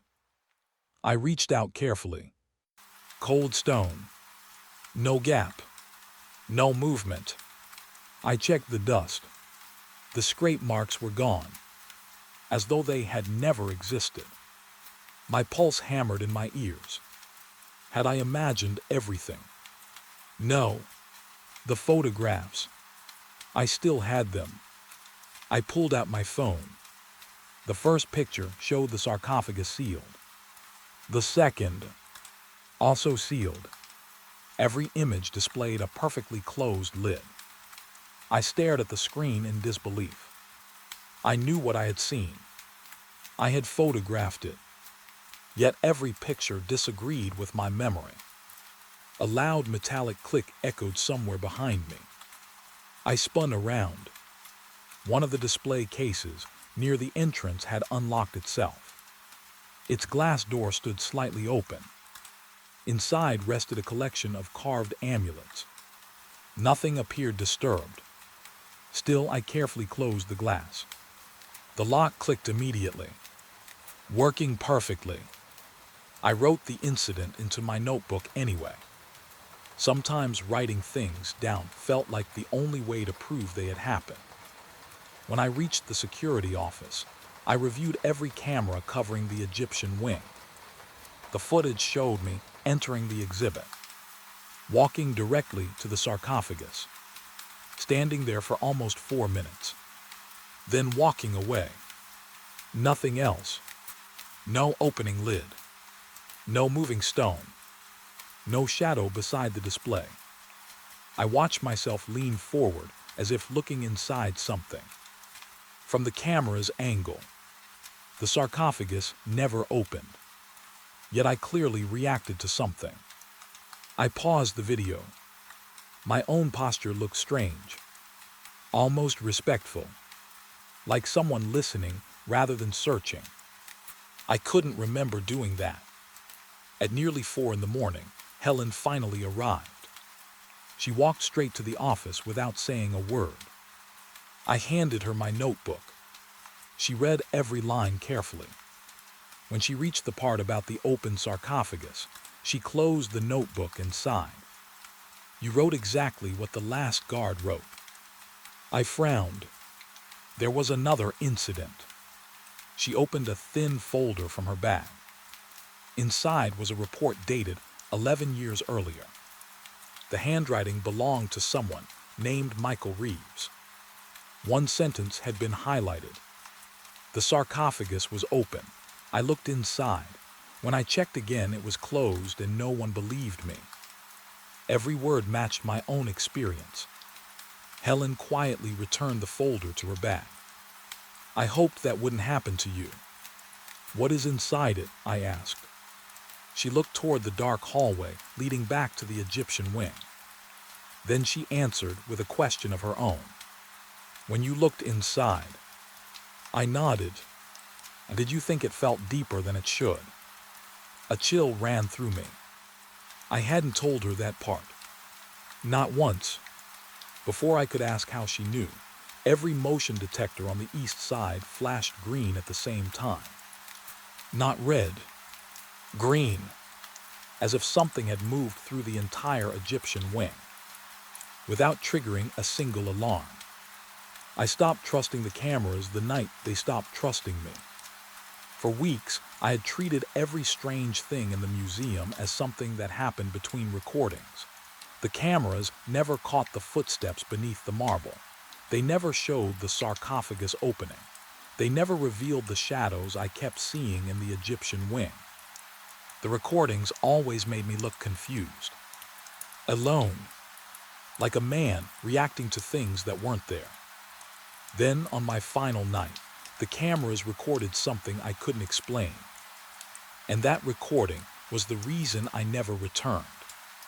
When I arrived that evening, Helen was waiting in the security office. She looked exhausted. There were deep circles beneath her eyes. She slid a small envelope across the desk. If anything happens tonight, she said, don't leave this building without opening it. I picked it up. What is it? I hope you never find out. Before I could ask another question, she took the master keys from the wall. One by one, she removed every key except the one for the security office. You don't need the others. I frowned. What if there's an emergency? She looked toward the monitor showing the Egyptian hallway. If there's an emergency in that wing, those keys won't help you. Then she walked out. The front doors locked behind her. I was alone again. The museum felt different. The silence had changed. It no longer felt empty. It felt occupied. Every hallway seemed to be waiting. I began my patrol anyway. The entrance was secure. The west galleries were quiet. Nothing unusual appeared until I reached the east corridor. The chains across the Egyptian wing were gone. Not broken. Not hanging loose. Gone. Only the heavy bronze doors remained. Closed. I stopped several feet away. I knew I hadn't imagined the chains. They had been there every night. I checked the floor. No scratches. No broken links. No sign they had ever existed. I slowly backed away and returned to the security office. The camera showed the same thing. Bare doors. No chains. I searched yesterday's recording. The chains were visible. Today's live feed showed nothing. I rubbed my eyes. The image didn't change. Then the office lights flickered. Every monitor flashed white for less than a second. When the picture returned, the chains were back, exactly where they belonged. I leaned closer to the screen. The hallway looked normal again. My pulse slowed just a little. The museum had started changing in ways that left no evidence. That frightened me more than any shadow. Around midnight, the footsteps beneath the marble returned. Slow, heavy, closer than ever. This time, they didn't stay beneath the Egyptian wing.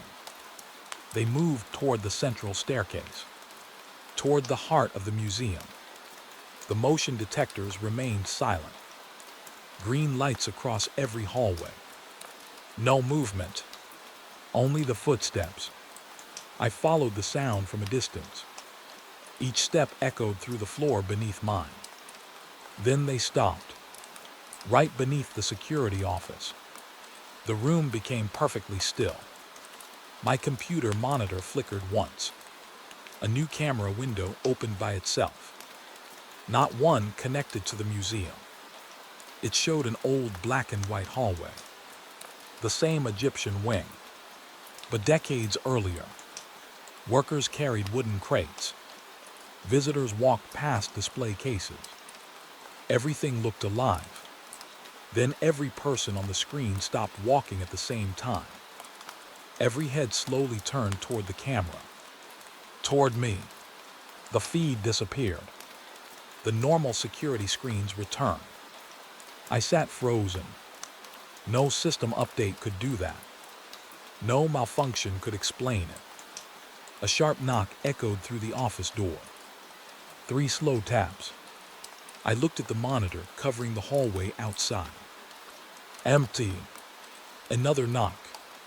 This time from the other side of the room. I turned. Nothing. The office had no second door. The third knock came from directly beneath my feet. I stood so quickly my chair rolled into the wall. The footsteps had returned. Only now they were climbing. Not stairs. Something else. As though someone were walking upward through solid stone. I grabbed my flashlight and stepped into the hallway. The museum lights dimmed. Not completely. Just enough to deepen every shadow. As I reached the Egyptian wing, I noticed the bronze door standing slightly open. Only a few inches. A faint golden light escaped through the gap. I knew I should leave. Instead, I walked closer. The air felt warm, almost comforting. The smell of dust had disappeared. In its place was something softer, like old paper and dried flowers. I reached the doorway. The opening was wider now. Inside, the restoration equipment was gone.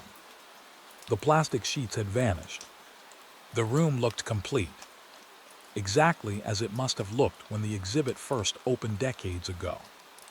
Display cases shined beneath warm lights. Ancient statues stood uncovered. The massive sarcophagus rested in the center. Its lid was fully open. Someone stood beside it. Not a shadow. Not a figure hidden by darkness. A man. He wore an old museum security uniform. His cap covered most of his face. His hands rested behind his back. He looked familiar. Not because I had met him. Because I had seen him in photographs. He slowly lifted one hand. Not to wave. To invite me forward. I don't remember deciding to move. I only remember standing beside the open sarcophagus. The inside looked impossibly deep. Far deeper than any stone coffin should have been. The darkness didn't look empty. It looked distant, as if I were staring down a hallway instead of into a box. Then the man spoke. His voice was calm, almost kind. I've been waiting for the next guard. I stared at him. I don't understand. You will. I wanted to ask who he was, how he had appeared, why every photograph showed him. Instead, another question escaped. Can I leave? He didn't answer immediately. His eyes never left the darkness inside the sarcophagus. Finally, he said quietly, I asked the same thing. The room suddenly felt much colder. I took one step backward. He remained still. So did every guard after me. Something inside me broke. I turned and ran. I don't remember reaching the office. I don't remember locking the door. I only remember staring at the monitor wall. Every camera showed the same image. Me, standing beside the open sarcophagus. Not running, not panicking, just standing there, apparently talking to someone.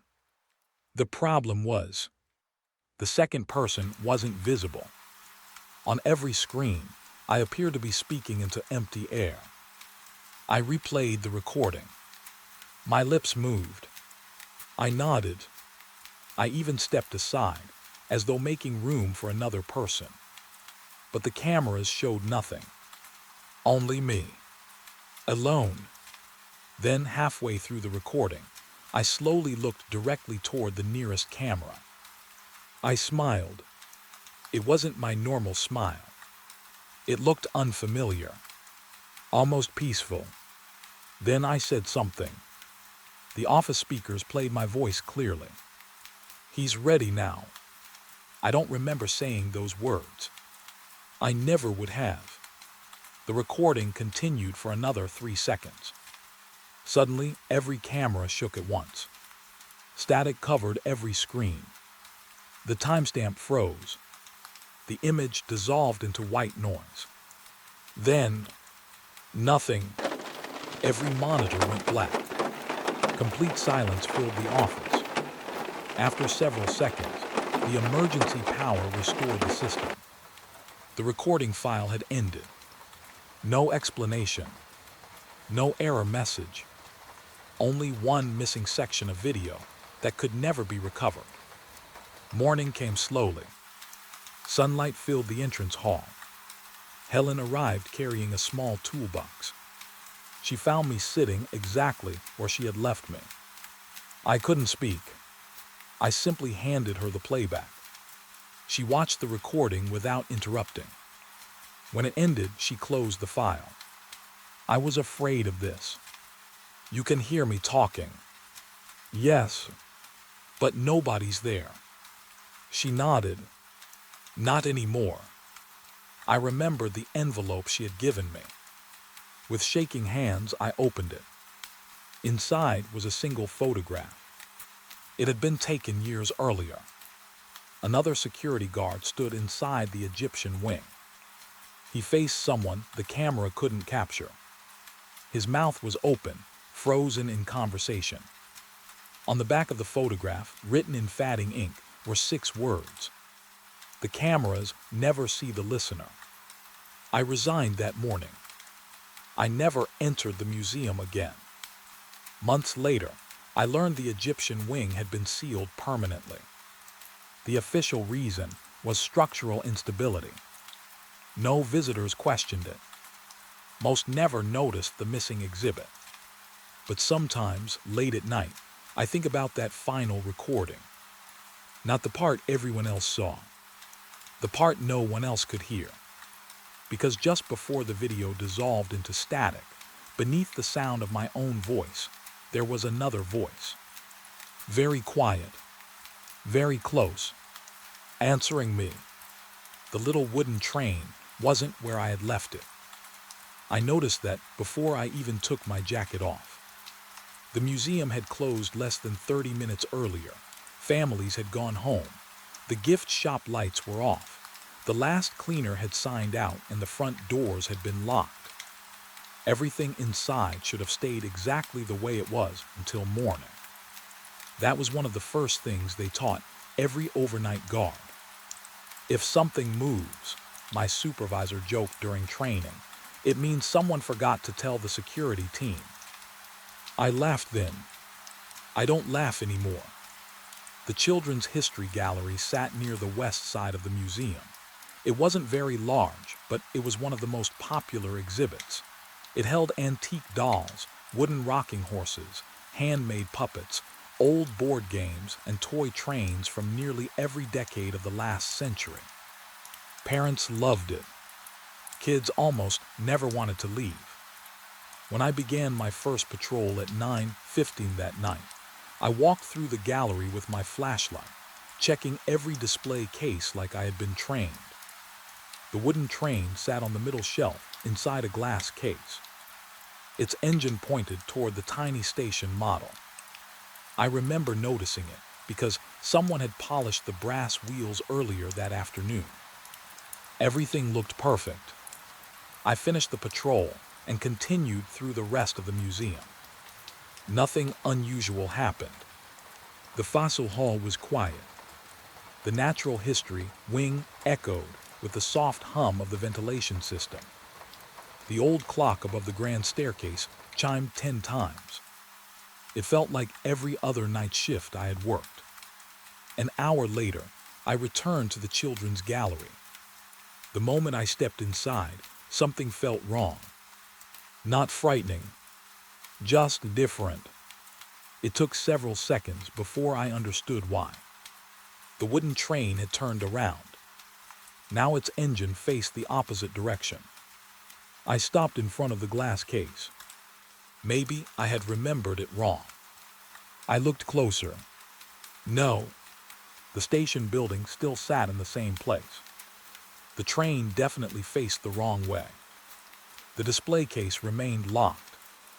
There were no fingerprints on the glass. I unlocked it with my key, carefully lifted the train, and placed it back exactly where it belonged. Then I locked the case again. Problem solved. At least that's what I thought. Around 11, I made my third patrol. The train hadn't moved. Instead, the rocking horse had. It stood near the far wall, beside a collection of handmade teddy bears. Earlier, it had faced the entrance. Now it faced the back wall. I stared at it. The horse wasn't inside a display. It stood behind a small velvet rope. Visitors were allowed to look but never touch. Someone could have moved it before closing. Maybe I hadn't noticed. Still, the change bothered me. I straightened it and continued walking. Halfway across the gallery, something made me turn around. The room looked exactly the same, except the horse somehow felt as though it were watching me leave. I shook my head. Long nights could play tricks on anyone. By midnight, I had almost forgotten about it.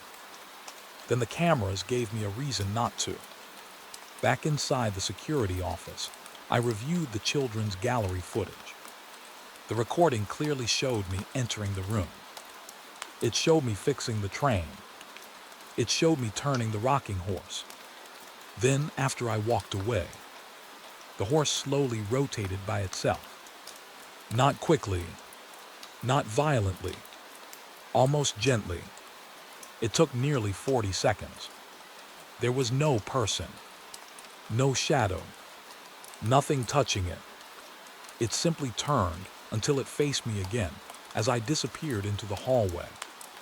I replayed the footage 3 times. Each viewing made my stomach feel heavier. I called maintenance. Maybe the floor wasn't level. Maybe vibration caused it. The technician laughed. That horse weighs over 100 pounds. So you'd need 2 people to move it. I didn't mention the video. I wasn't ready for that conversation. At 1 in the morning, I entered the gallery again. This time I brought my notebook. I decided to record everything. The train pointed correctly. The rocking horse faced the entrance.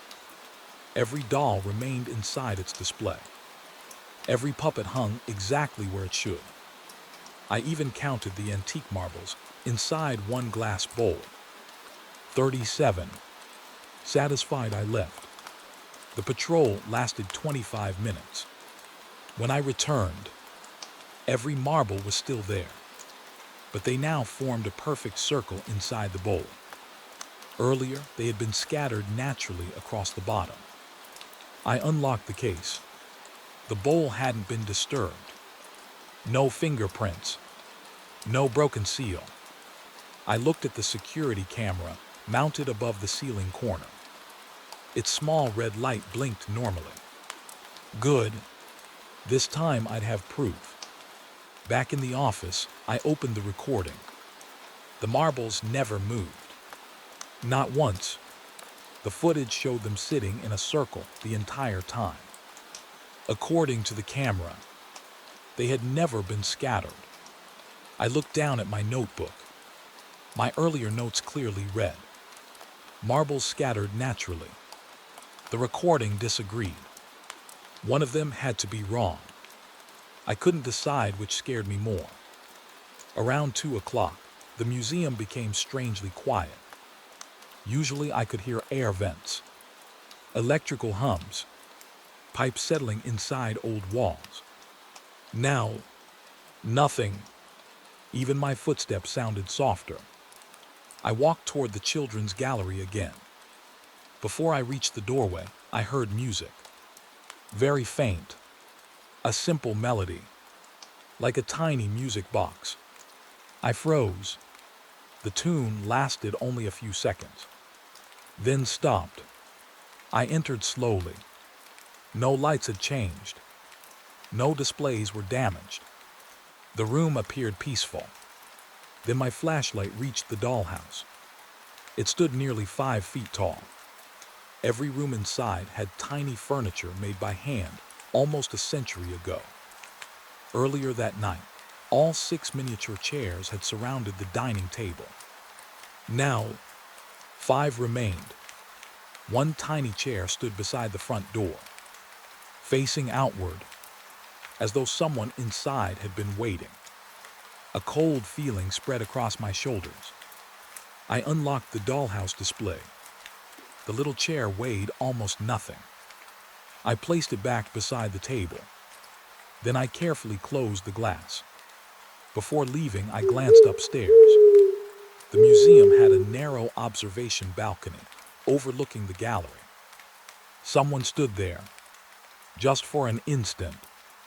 A child, small, perfectly still. I raised my flashlight. The balcony was empty. I hurried upstairs anyway. Nobody.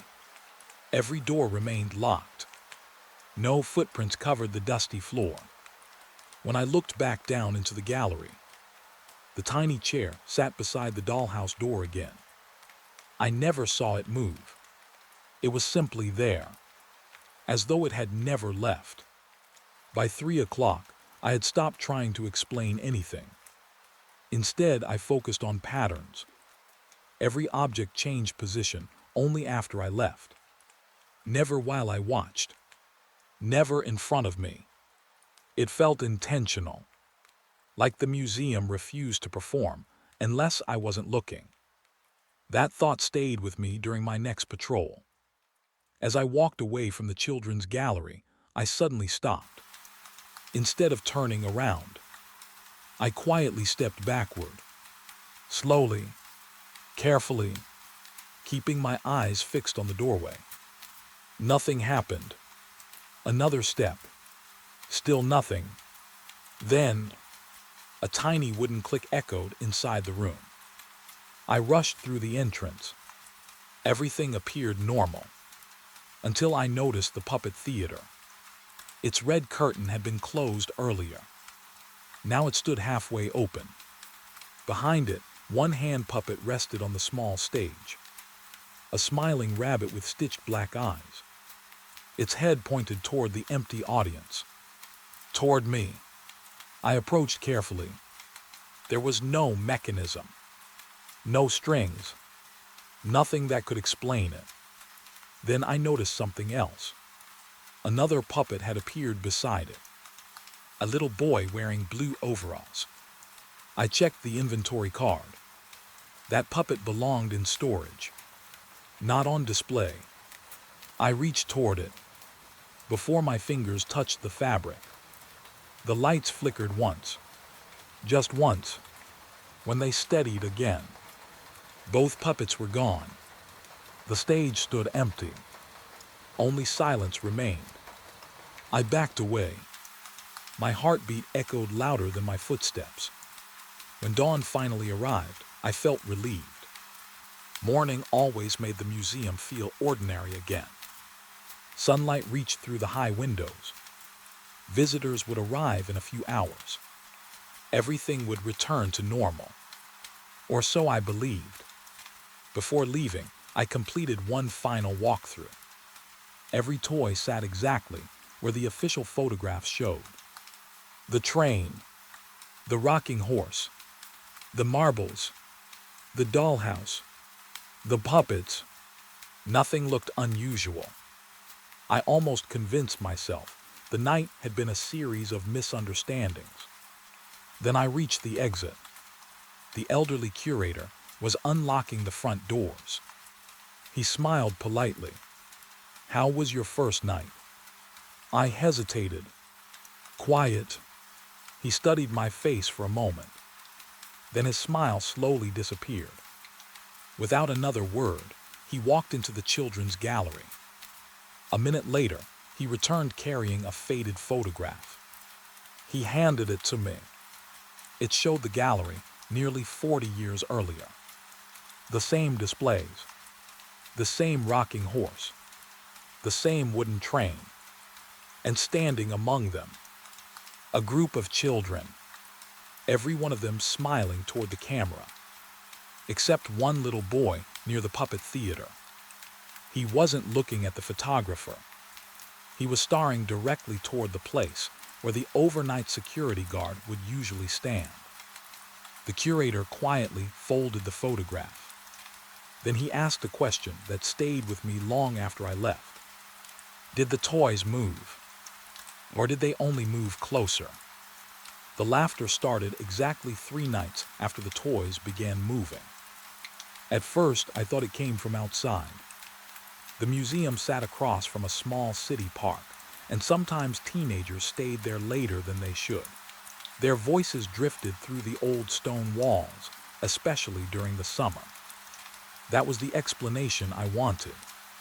It lasted until I checked the cameras. The park was empty. Every bench, every walkway, every swing. No people, no children, no sound. Yet I could still hear someone laughing. It wasn't loud. It wasn't the kind of laugh meant to scare anyone. It sounded happy, small, the kind of laugh a child makes after hearing a silly joke. That somehow made it worse. I looked at the clock above the security monitors. 11:48 p.m. The museum had been closed for nearly 3 hours. Every visitor had left. Every employee had signed out.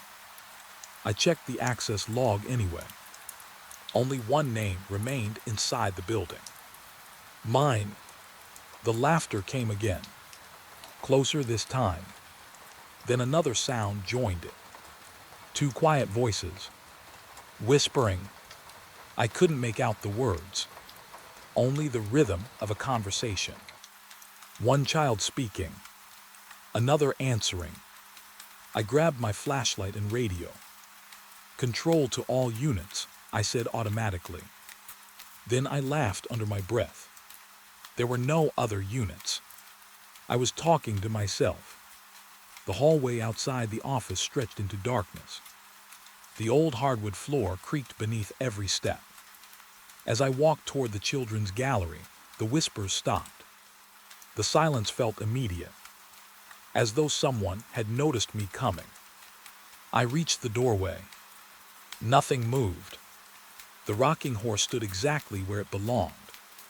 The toy train remained inside its locked case. The dollhouse looked untouched. I listened. Only silence. I almost turned away. Then I heard a tiny giggle. Not from the gallery. From deeper inside. The playroom. Unlike the main exhibit, the playroom wasn't filled with priceless antiques. It had been designed for school groups. Wooden blocks, small tables, puzzles, colorful books, simple toys children could safely handle during educational visits. The room had been closed for renovations for almost a month. Nobody should have been inside. I unlocked the door. The smell of old wood and fresh paint drifted toward me. Everything looked normal. Tiny chairs surrounded miniature tables. Boxes of blocks sat neatly against one wall. A puppet stage stood in the corner beneath a painted mural. Nothing had changed. Then I noticed one chair. It wasn't pushed under the table like the others.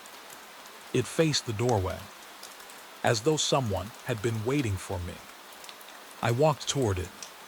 The floor gave a soft creak. Another. Then, a whisper.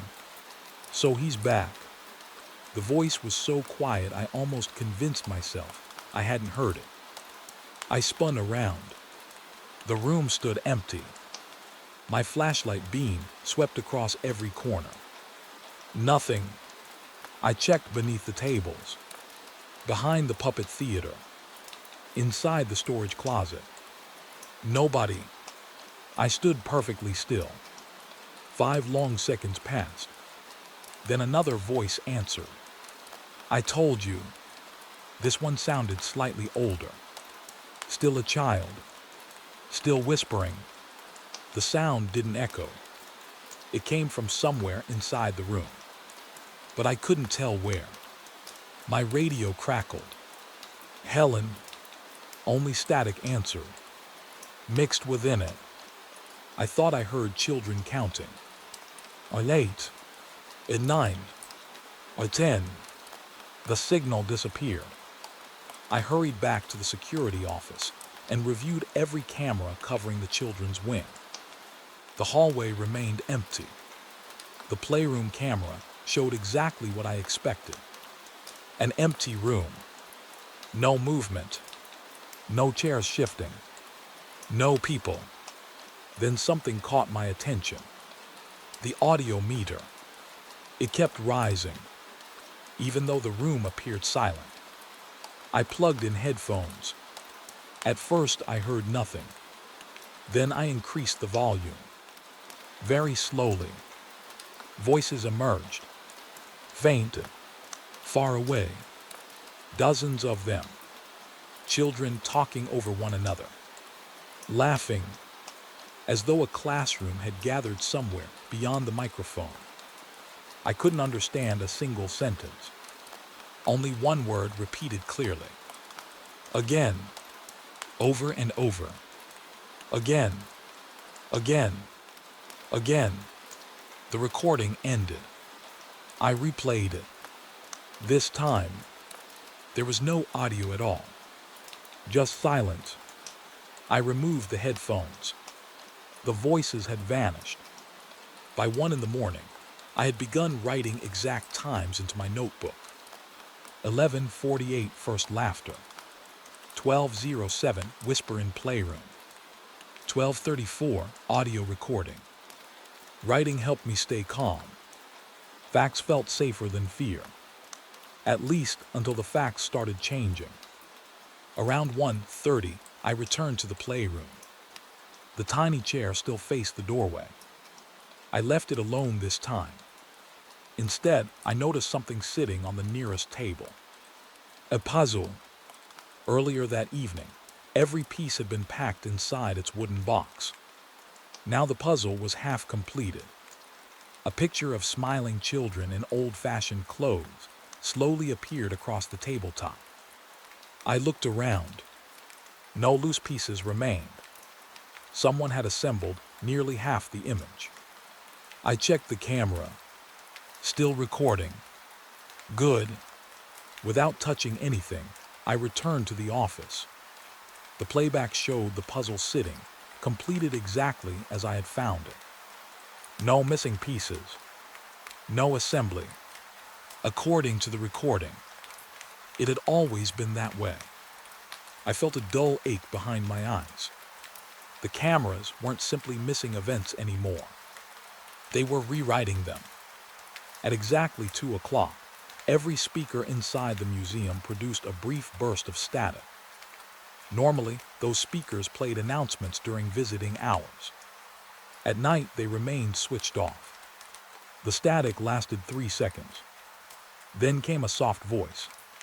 Story time. The announcement echoed through every hallway.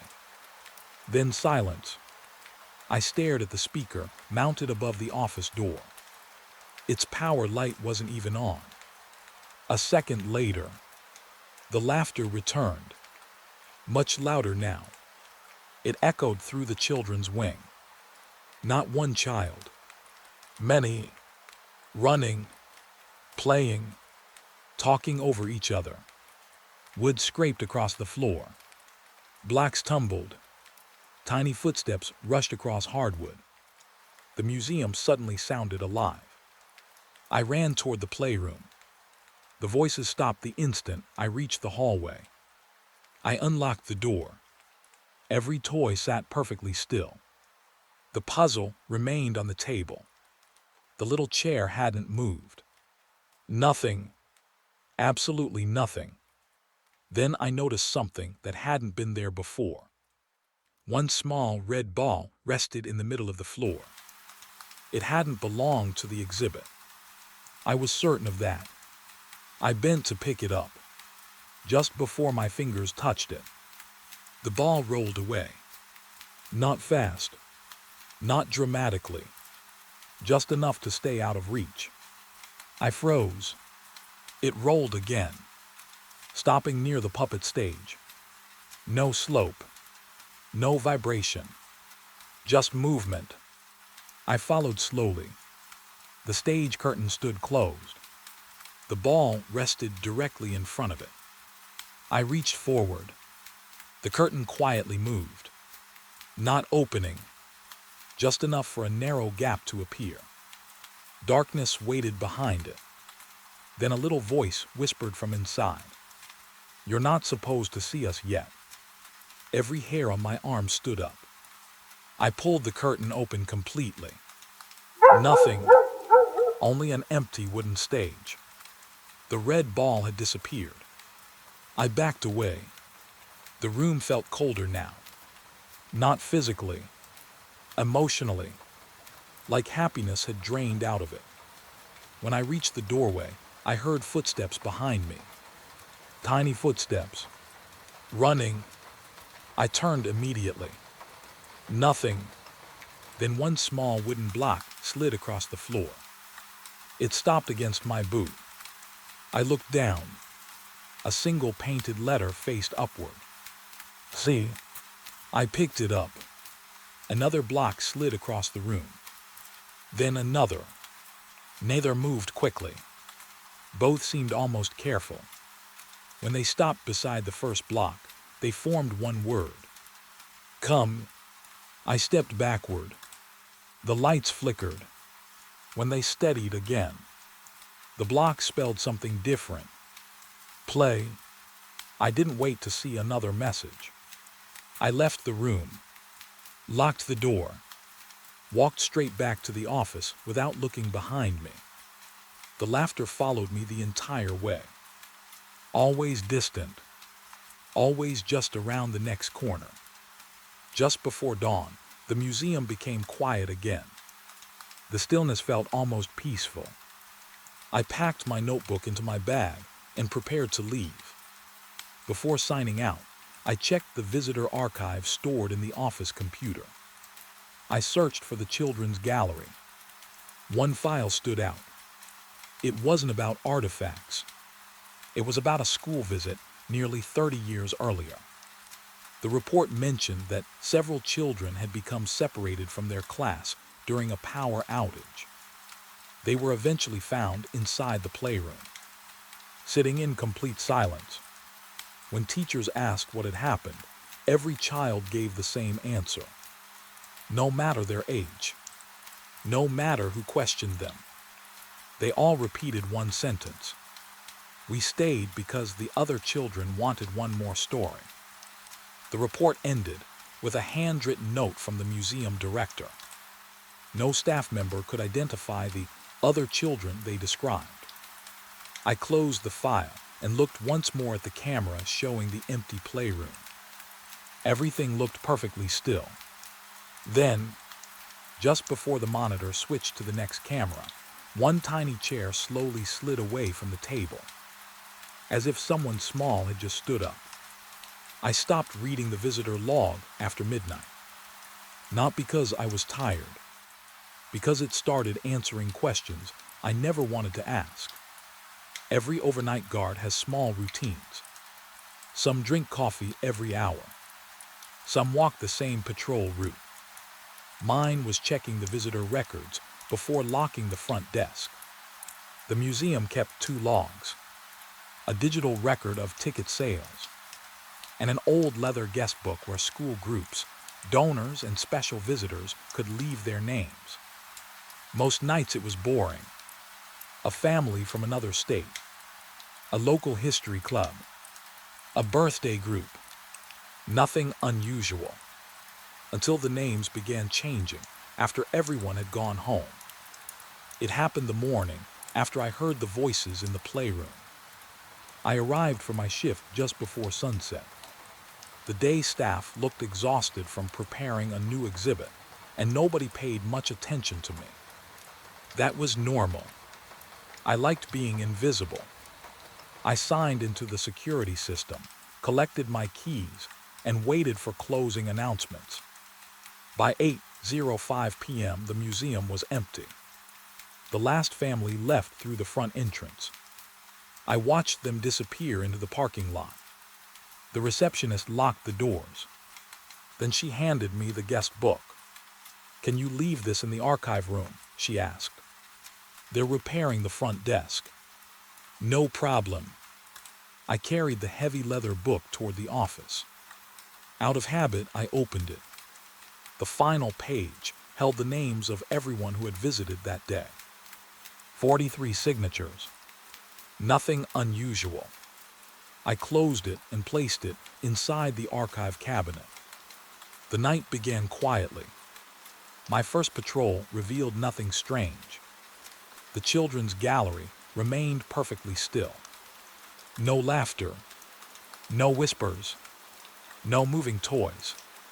Part of me wondered if the strange events had finally ended. I should have known better. At 11:30, I returned to the office for another cup of coffee. The archive cabinet stood slightly open. I frowned. I was certain I had closed it. I pulled the guest book back onto the desk. Something felt different. The book seemed heavier. I opened the final page. There were no longer 43 signatures. Now there were 49. 6 names had appeared beneath the others. No different handwriting. No smeared ink. Just 6 neat signatures written in faded blue fountain pen. The first name belonged to a little girl.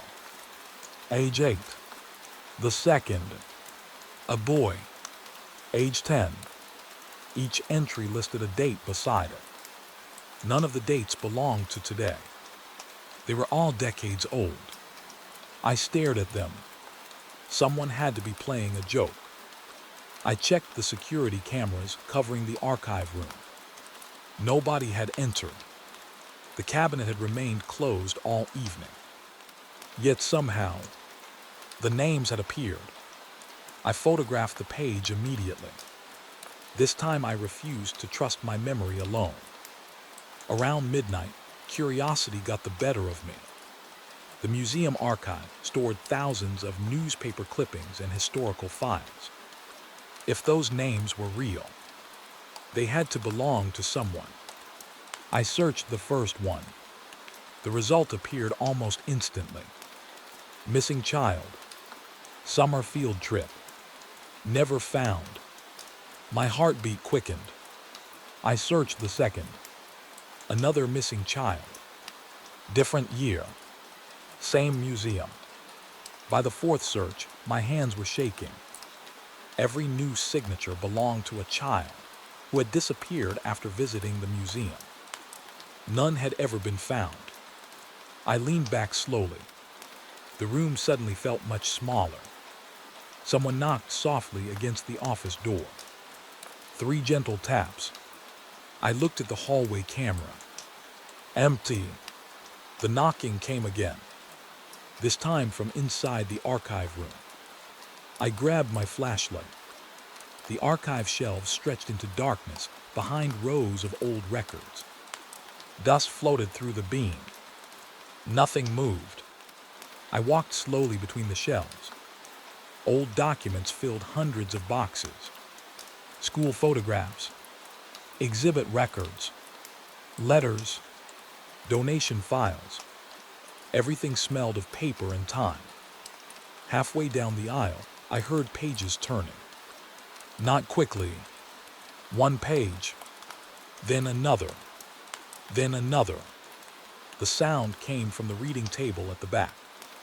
When I reached it, the guest book lay open. I knew I had left it in the office. My flashlight trembled slightly. The pages moved by themselves. Not fast enough to look unnatural. Just slow enough to resemble invisible fingers searching for something. The book finally stopped. A single blank page rested before me. As I watched, letters slowly appeared. Not all at once, one stroke at a time. Dark blue ink spread across the paper. My breathing stopped. The first word formed carefully. Welcome.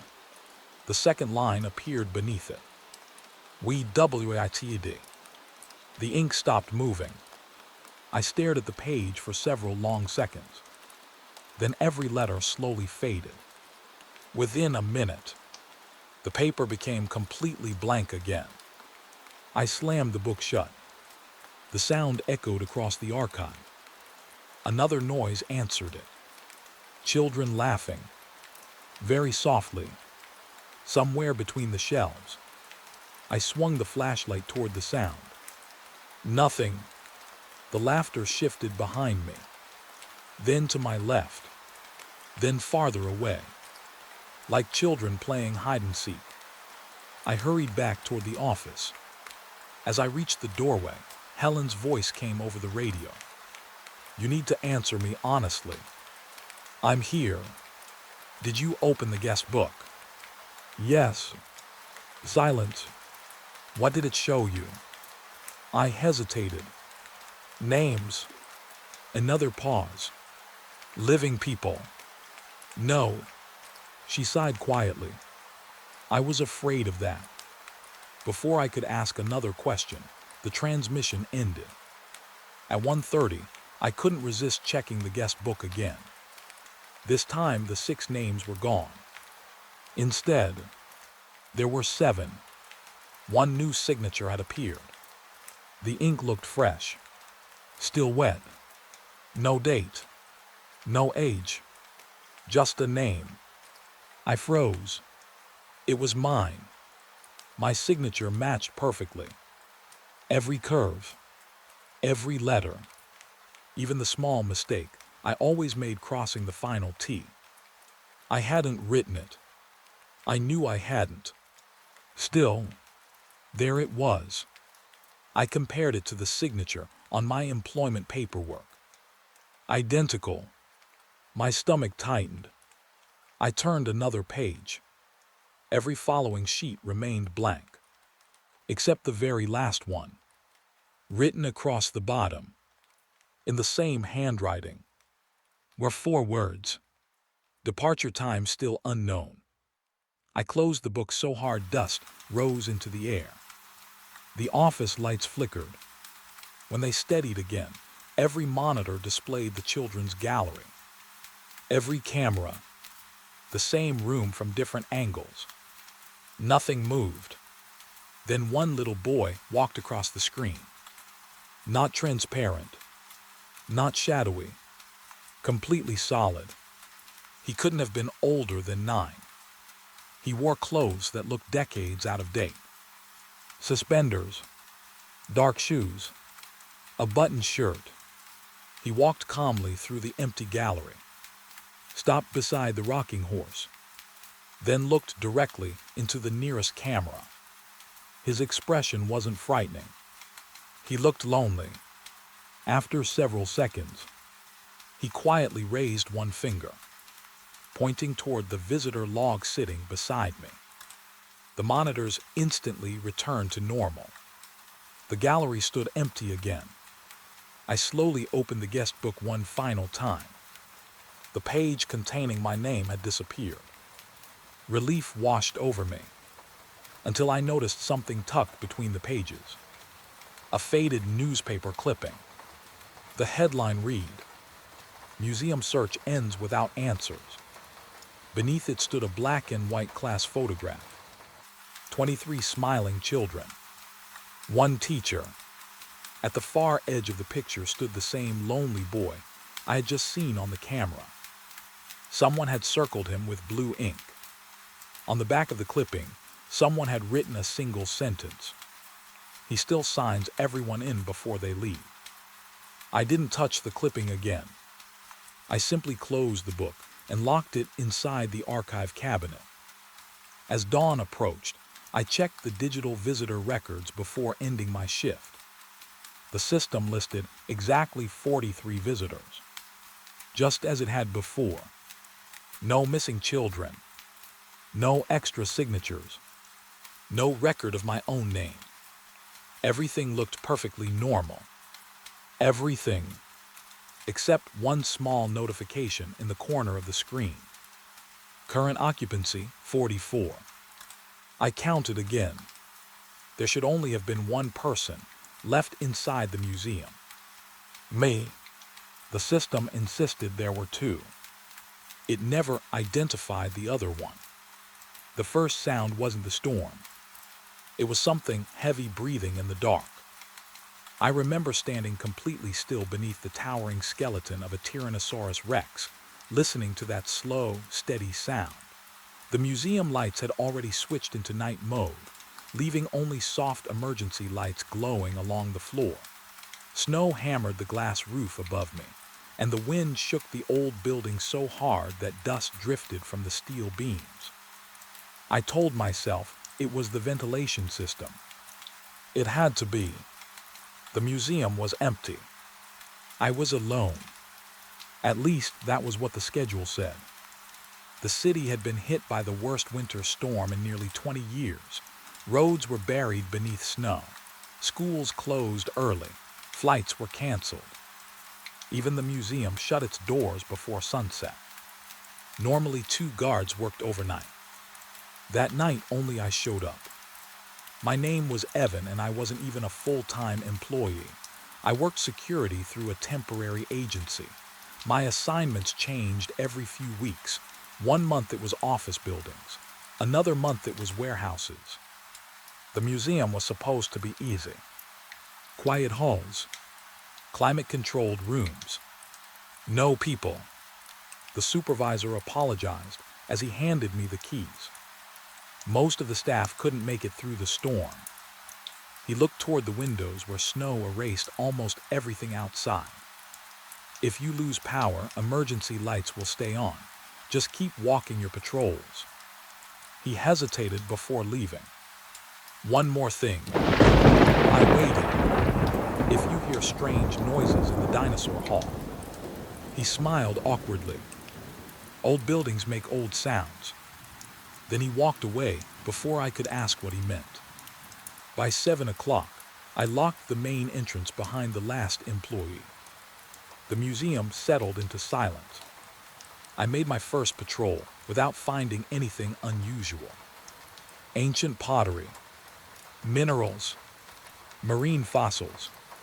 Everything looked exactly as it had during the day. The dinosaur exhibit was the last stop.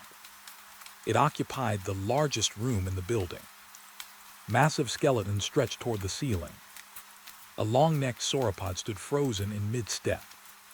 A triceratops lowered its horns as if preparing to charge. The giant T-Rex towered over everything. Even after years in security, that room made me feel small. I finished my inspection and returned to the office. Outside, the storm became worse. Snow covered every security camera facing the parking lot. By 9 o'clock, the museum felt completely cut off from the rest of the world. My radio lost contact with dispatch. My phone had no signal. Only the landline still worked. Then the lights flickered. Not enough to go out. Just enough to make every skeleton cast moving shadows across the walls. I laughed quietly at myself. Storms caused power fluctuations. Nothing unusual. Still, I couldn't stop thinking about what the supervisor had said. Old buildings make old sounds. At 9:40, I began my second patrol. Halfway through the dinosaur hall, I heard it. A slow, deep breath. I stopped walking. The sound came again. Long, patient, like enormous lungs filling with air. I turned my flashlight toward the T-Rex skeleton. Its empty eye sockets stared over my head. Nothing moved. The breathing stopped. I waited another full minute. Only the storm remained. I finished my patrol and returned to the office. This time I checked the environmental systems. Every air handler showed normal pressure. Nothing explained what I had heard. Around 10:30, another alarm appeared. Motion detected. Dinosaur Hall. I frowned. That room had laser sensors covering every entrance. Even a bird flying through would trigger them. I opened the camera feed. Nothing. The skeletons stood exactly where they belonged. The system reset itself after 20 seconds. False alarm. That happened sometimes. Still, I walked back to check. The hallway leading toward the exhibit seemed darker now. Emergency lights reflected across polished stone floors. My boots echoed loudly. When I entered the hall, everything looked normal, until I noticed the footprints. Large wet footprints crossed the floor beneath the T-Rex. Not human. Far too large. Each print looked almost 3 feet long. I stared at them. Water slowly dripped from each mark. Impossible. Nobody could have entered. The doors remained locked. The roof was intact. Snow couldn't have reached the floor. I followed the prints. They stopped beneath the giant skeleton. Nothing beyond them. Nothing before them. As though something had appeared there, then vanished. I photographed the floor. By the time I lowered my phone, the prints had disappeared. The polished stone looked perfectly dry. I checked the picture. The footprints remained visible in the photograph. My stomach tightened. Near midnight, the power failed. Everything went black. For one terrifying second, complete darkness swallowed the museum. Then emergency lights blinked on. Thin strips of pale green illuminated the floor. The enormous skeletons became towering shadows against the ceiling. The museum suddenly felt ancient, primitive, like stepping backward through time. The heating system shut down.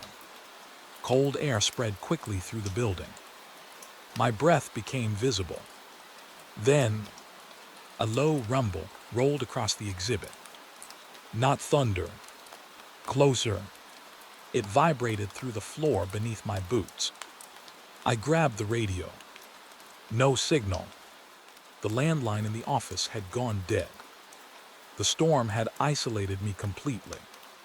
I continued the patrol anyway. Training mattered. Panic didn't. As I walked beneath the suspended pteranodon skeletons, tiny pieces of snow drifted onto the floor. I looked upward. The glass roof remained unbroken, yet snow somehow floated inside. Each flake disappeared before touching the ground. I reached the T-Rex again. Something immediately felt wrong. I couldn't explain it. Then I realized. Its head. Earlier it had faced toward the entrance. Now, the skull pointed directly at me. I froze. Maybe I remembered it incorrectly. Maybe. I searched through the photos on my phone. The picture from earlier clearly showed the skeleton facing the entrance. I looked up again. Now it faced me. Every tooth. Every empty socket. Watching. A loud crack echoed somewhere above. I jumped. One of the ceiling beams shifted beneath the weight of snow. Dust rained down. The building groaned. For a few seconds, I focused entirely on the storm. That helped. Real danger. Real explanation. Then I looked back. The T-Rex faced the entrance again. Exactly as before. I didn't know whether that made me feel better or worse. At 1 a.m, I found something lying beneath the display. A fossilized tooth. At least, I thought it was. The information plaque still described the skeleton as complete. No missing pieces. Carefully, I picked the tooth up. It felt strangely warm. Not room temperature, body temperature. I immediately dropped it. It struck the floor with a heavy click. When I bent down again, it had become ordinary stone. Cold, lifeless. I carried it to the office anyway.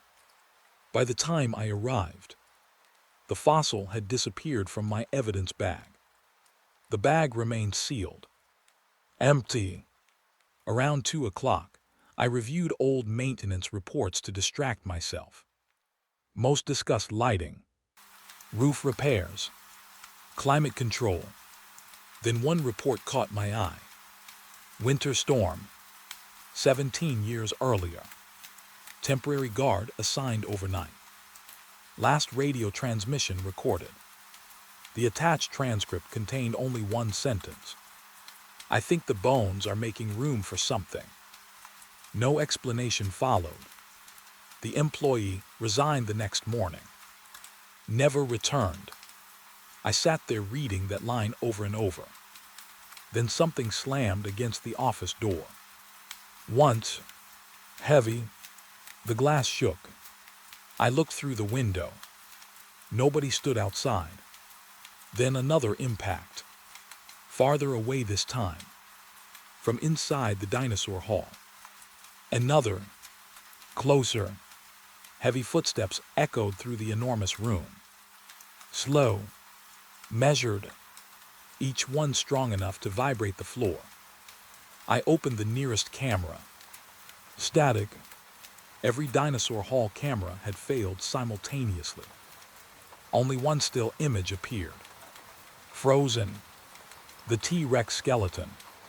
Except, it wasn't alone anymore.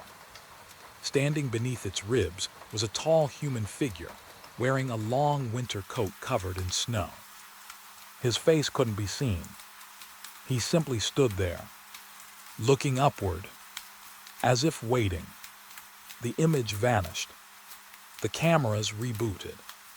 The hall appeared empty again. I hurried toward the exhibit despite every instinct telling me not to. When I entered, silence greeted me. The storm outside had almost stopped. Snow drifted gently against the glass roof. Everything looked still, peaceful. Then I noticed fresh footprints leading across the polished floor. Human this time. Only one set. They entered the hall. They stopped directly beneath the T-Rex. There were no footprints leading back out. I stood there until dawn. I never heard the breathing again. The storm finally cleared as daylight filled the museum. Morning staff arrived shortly after 7. I reported everything. The supervisor listened carefully. He never laughed. He never questioned my story. Instead, he quietly asked one thing. "You saw the footprints, didn't you?" I nodded. His face became pale. Without another word, he unlocked a cabinet behind his desk and removed a faded photograph taken during the storm 17 years earlier. The picture showed the dinosaur hall after another overnight shift. Standing beneath the T-Rex was the same snow-covered man from the camera. And beside him were 2 identical sets of footprints, one entering the hall, neither of them leaving. The shadow crossed the ceiling before I ever saw what made it. It wasn't fast.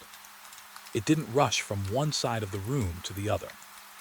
It simply drifted over the enormous dinosaur skeletons, as though something impossibly large had decided to take a slow walk through the exhibit. I stood frozen beneath the T-Rex, my flashlight shaking in my hand. The emergency lights painted every fossil in pale green.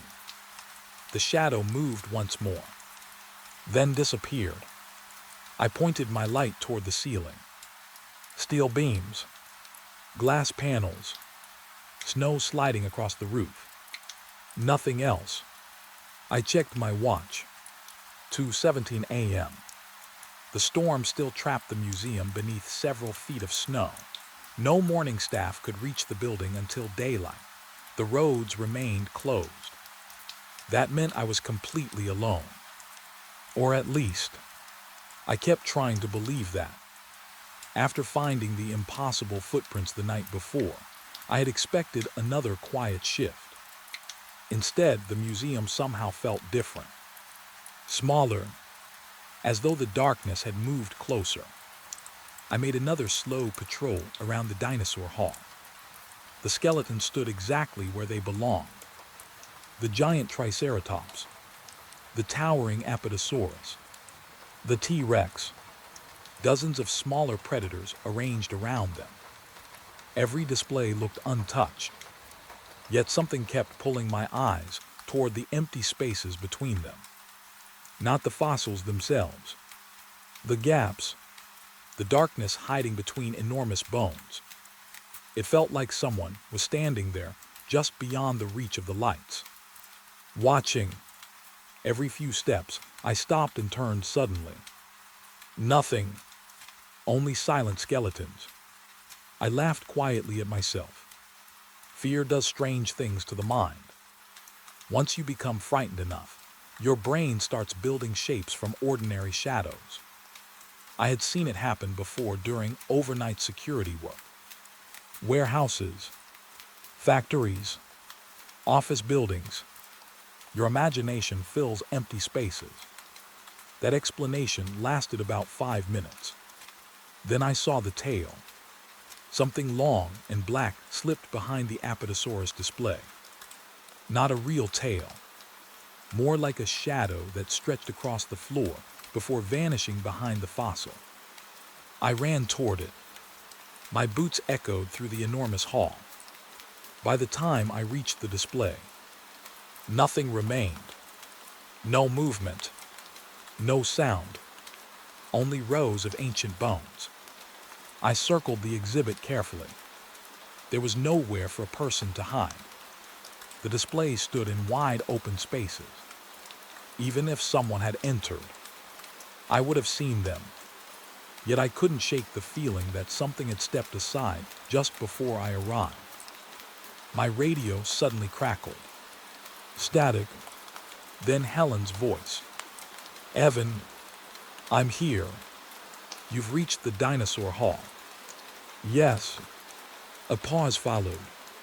"Don't stay still for too long." "What?"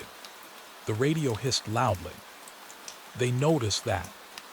The transmission ended. I stared at the speaker. What did she mean? Who noticed? I tried calling back. Only static answered. At 3 in the morning, the museum heating system finally restarted. Warm air drifted through the vents. The sudden change in temperature caused the fossils to creak softly. Tiny pops echoed across the room. Expansion. Completely normal. Still, one sound didn't fit. A heavy scrape. Stone against stone. Much louder than the others. It came from behind the Triceratops skeleton. I hurried around the display. Nothing had fallen. Nothing had shifted. Then I noticed something strange. Dust. The floor beneath every exhibit collected a thin layer of pale dust each night. Cleaning crews removed it every morning. Except now, one wide path had been cleared through it. Not footprints, just an enormous trail where dust had somehow disappeared. The trail wound between displays before vanishing into darkness. I crouched beside it. The edges looked smooth, almost brushed clean, as though something massive had dragged across the floor without leaving any clear shape behind. I followed it slowly. The trail curved around the T-Rex, passed beneath suspended fossils, then stopped in the center of the hall. No beginning, no ending, just empty polished stone. I photographed it.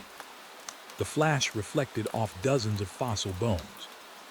For a split second, every skeleton threw sharp shadows across the walls. One shadow didn't belong.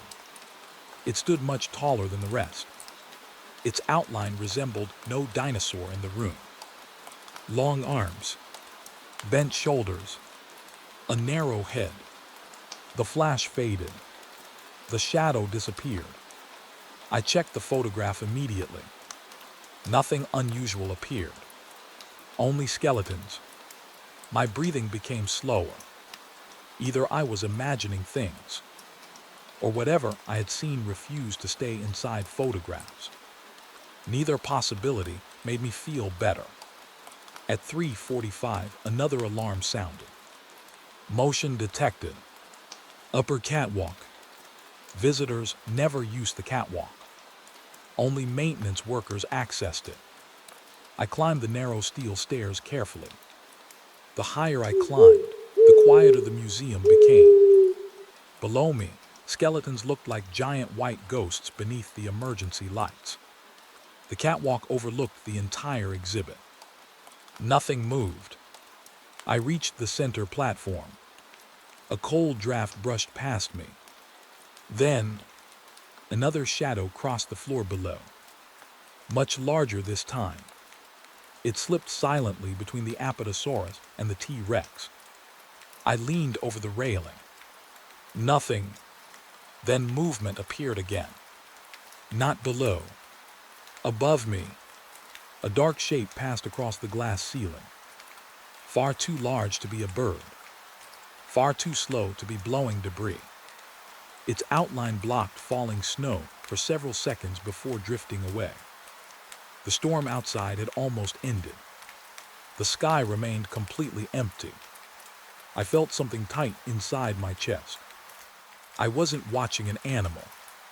I wasn't watching a person.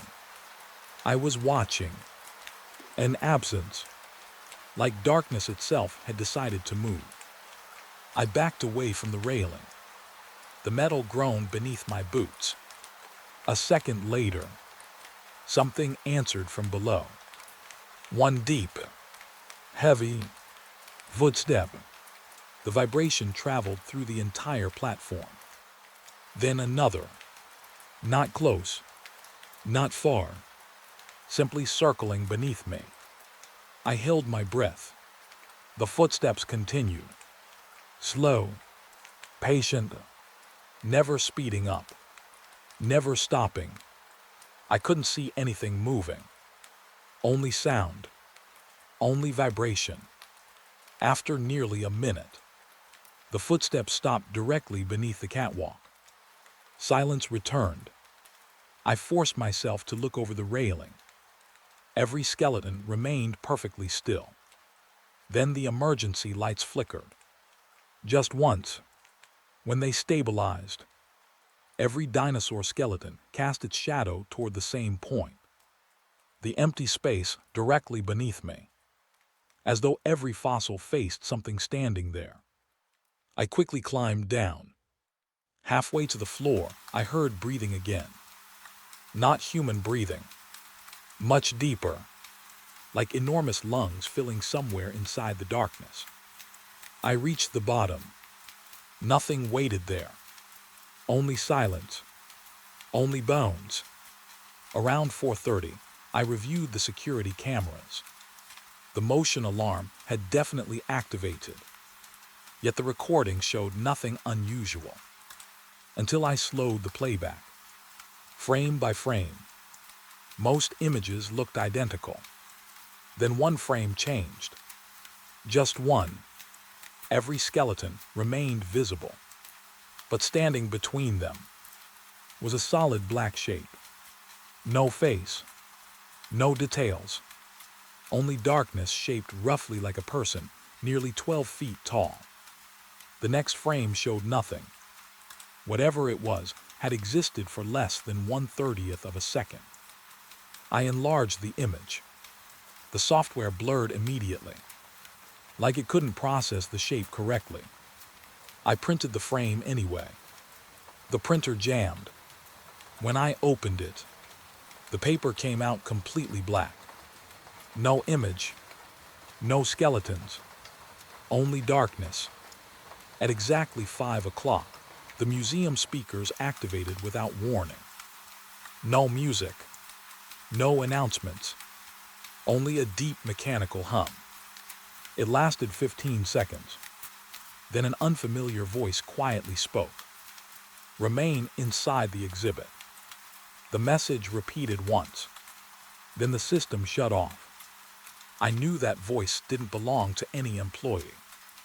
It sounded calm, almost kind. That frightened me more than shouting would have, because it sounded like someone giving ordinary instructions. Instructions they expected to be followed. I ignored them. I grabbed my coat and headed toward the main entrance. Halfway across the lobby, every motion detector behind me activated at once, one after another. The dinosaur hall, the fossil corridor, the prehistoric mammals. Every sensor lit up.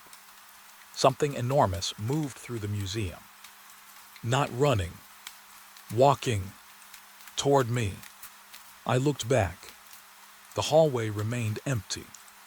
Still, the sensors continued activating in sequence. Closer, closer, closer. I unlocked the front doors. They wouldn't open. Snow had buried them from outside. I was trapped.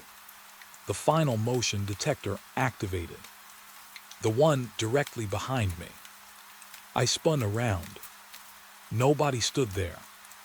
Only the long hallway leading back toward the dinosaur exhibit. Then, very slowly, a shadow stretched across the floor. It didn't belong to me. It didn't belong to anything I could see. It reached my boots, stopped it, then quietly withdrew into the darkness. Morning finally arrived an hour later. Rescue crews cleared enough snow for staff to enter. I handed the supervisor the black printed page and explained everything. He didn't ask to see the security footage. He didn't question my story. Instead, he opened an old storage cabinet and removed a stack of faded incident reports. Every report described the same thing. Large shadows, moving between fossil displays, always during severe winter storms, always impossible to identify. Then he showed me one final photograph taken nearly 40 years earlier. The dinosaur hall looked almost identical, except someone had circled a dark figure standing between two skeletons. Written beneath the photograph were 6 words. Never count only the bones you see. I knew the hallway was too long before I reached the end of it. That was the first thing that truly broke my confidence. Not the strange shadows, not the breathing beneath the dinosaur skeletons, not even the impossible footprints. It was a hallway I had walked dozens of times. A hallway I could have crossed with my eyes closed. Yet that night it refused to end. I looked down at my watch.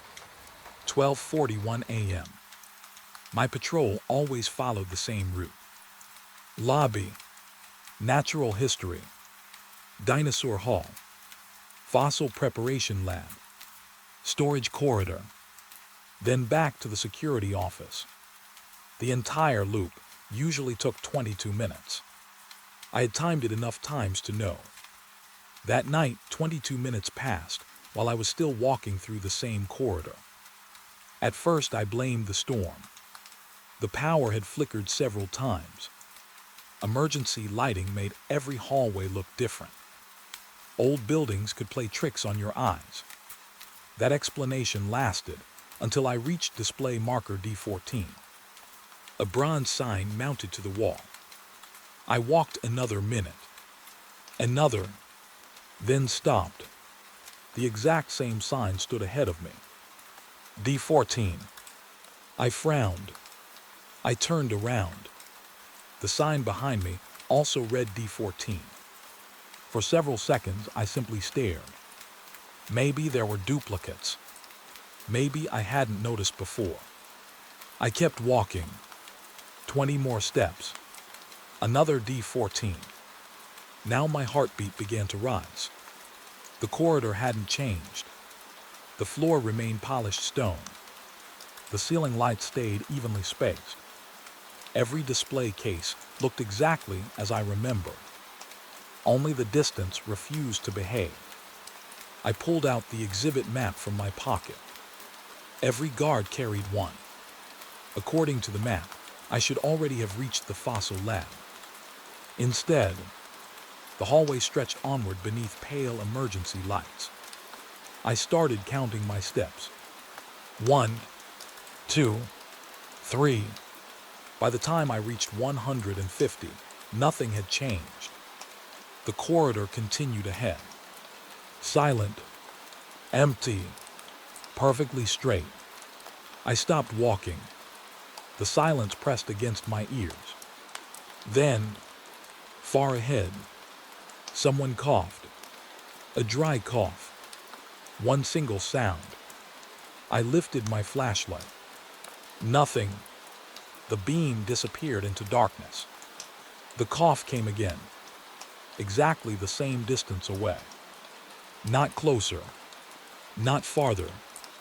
Like whoever made it remained forever, beyond the reach of the light. I called out. Security. No answer.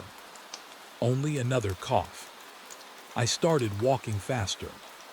The sound continued. Always ahead. Never getting closer. After several minutes, I finally stopped chasing it. Something inside me understood. Whatever waited ahead didn't want to be found. It only wanted me to keep following. I turned around. Relief flooded through me. The security office should have been right behind me. Instead, the corridor stretched endlessly in that direction too. My mouth went dry. There was no beginning anymore. No end. Just hallway. I checked my phone. No signal. The compass application spun wildly before freezing. I laughed once. A nervous laugh. Then I unfolded the exhibit map again. The paper felt different. Heavier. The printed layout had changed. The dinosaur hall appeared much larger than before. Several corridors no longer existed. New ones had been added. One section contained no label at all. Only a handwritten note. Do not walk after the third turn. I stared at it. I knew the museum had never printed warnings like that. I blinked. The handwriting disappeared. The map returned to normal. I folded it carefully. When I looked up, the hallway had changed again. One display case now stood open. Earlier, every fossil cabinet had remained locked. Inside this case rested a small dinosaur skull. Nothing unusual. Except, it hadn't been there before. The information plaque beneath it read, "Specimen not yet identified." I leaned closer. The skull looked wrong. Not fossilized. Too smooth. Too clean. Almost fresh. Then I noticed something even stranger. It wasn't a skull. It was a human face. Not detailed. Just enough shape to resemble one. The flashlight flickered. When the light steadied, the display held an ordinary fossil again. I stepped away. My breathing had become noticeably faster. The museum wasn't only changing around me. It was changing what I thought I saw. A loud click echoed somewhere behind me. Then another. One by one. Every display light switched off. Darkness swallowed the corridor. Only the emergency lights near the floor remained. Long shadows stretched toward me. The hallway suddenly looked twice as long. Then I heard footsteps. Not mine. Slow. Heavy. Walking somewhere beyond the darkness. I held my breath. The footsteps stopped. Then, another set joined them. Lighter.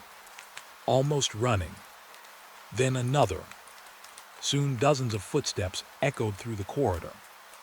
Some heavy, some tiny. Adults, children, all moving somewhere I couldn't see. Yet the hallway remained completely empty. I pressed myself against the wall. The invisible crowd seemed to pass directly beside me. Cold air brushed my shoulders. I could almost feel people squeezing past. Someone whispered, "Don't stop." Another answered, "He already did." The footsteps continued disappearing into the darkness. Then silence returned. I waited another full minute before moving again. This time I marked the wall with my pocket knife. A tiny scratch beside display D14. Simple, easy to recognize. I walked forward. About 50 steps later, another D14 appeared. I checked the wall. The scratch was already there. I looked behind me. No corridor, only solid museum wall. The section I had walked no longer existed. Panic finally reached me. Not loud panic, not screaming. The quiet kind. The kind that steals your ability to think clearly. I forced myself to breathe slowly. One step, then another. At exactly 1:30, my radio suddenly worked again. "Evan, Helen, I've been trying to reach you. I'm lost." Silence. Then she spoke carefully. "Are you still in the dinosaur wing?" "I don't know." Another pause. "Don't trust the map." "I already figured that out." "No." Her voice became quieter. "I mean the real map." Before I could answer, the radio died. Those words stayed with me. The real map. What did that even mean? I reached another intersection. 4 corridors spread outward. The printed museum map showed only 2. A small wooden sign stood in the center. Earlier that evening, it hadn't existed. It carried 4 arrows. Lobby, archives, exit. Yesterday. I stared at the final word. Yesterday. The arrow pointed down the darkest hallway. My flashlight briefly dimmed. When it brightened, the sign had vanished.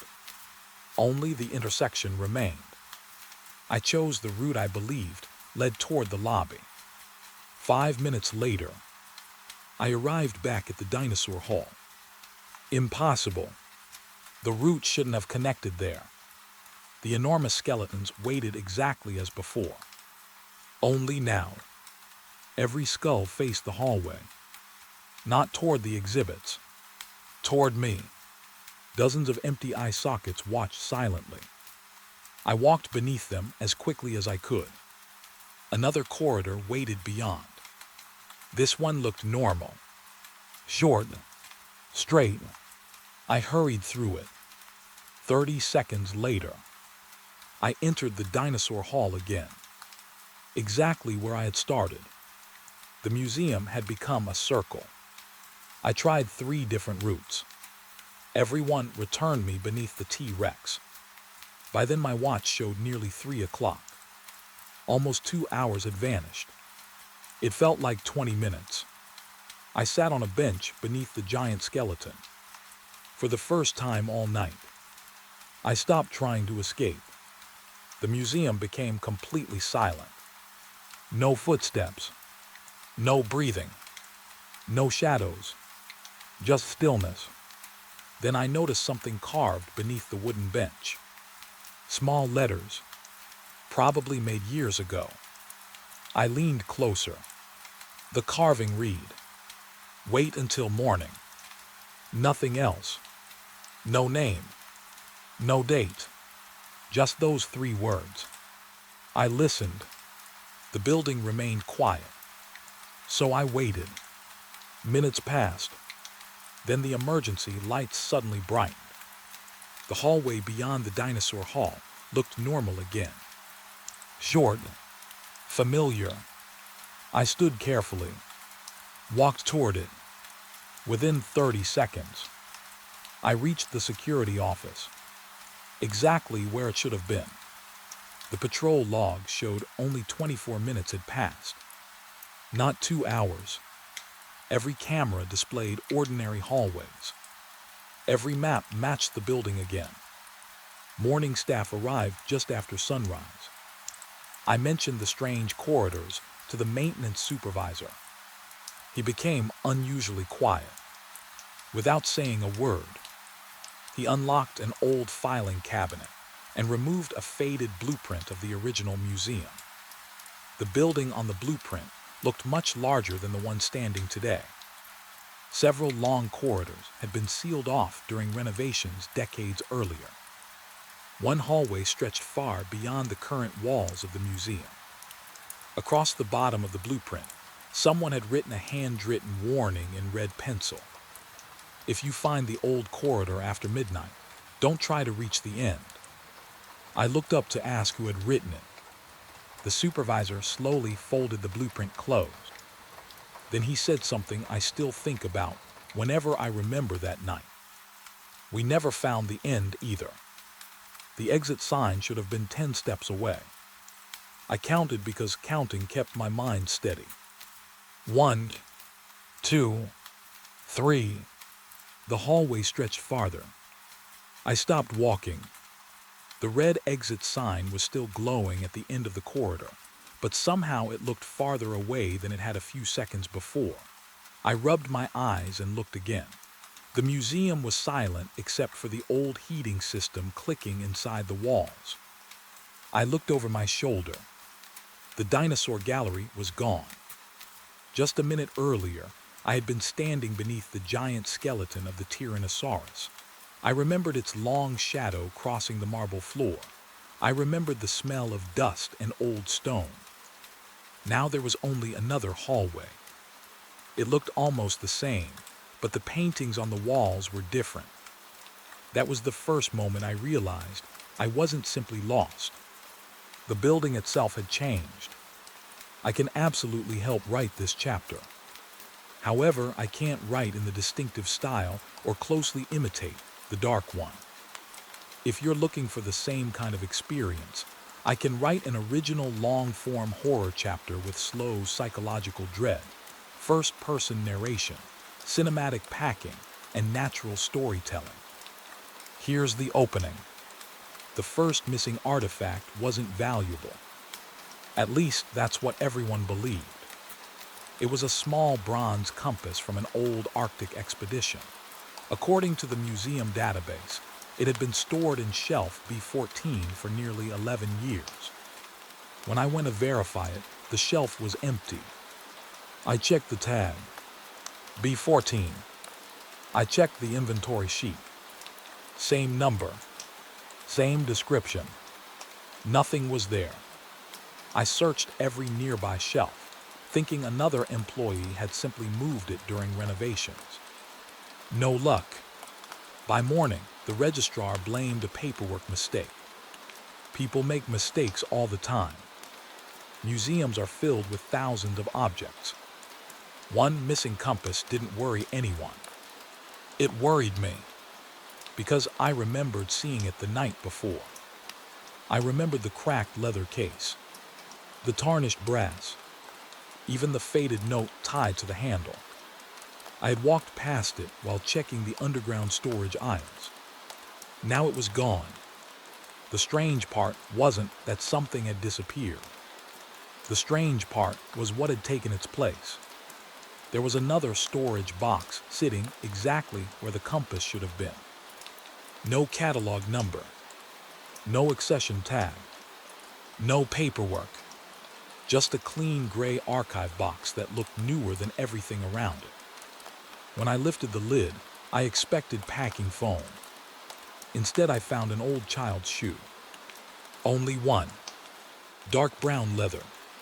Small enough to fit a 6-year-old. The sole was covered in dry gray dust. A handwritten card rested beside it. No museum logo. No identification number. Only 3 words. Found below East Wing. I stared at the card for several seconds. There was no East Wing basement. At least, none that appeared on the building plans I had studied during training. I closed the box and carried it upstairs. Corinne frowned as soon as she saw it. Where did you get that? Shelf B14. She shook her head. That shelf holds the Arctic compass. It doesn't anymore. She followed me downstairs after checking the computer. The inventory still listed the compass. Nothing about the shoe. Nothing about the gray box. When we reached the shelf together, I stopped walking. The gray box was gone. The compass had returned. Exactly where it belonged. Corinne looked at me. You said. I know what I said. Neither of us spoke for a while. She picked up the compass.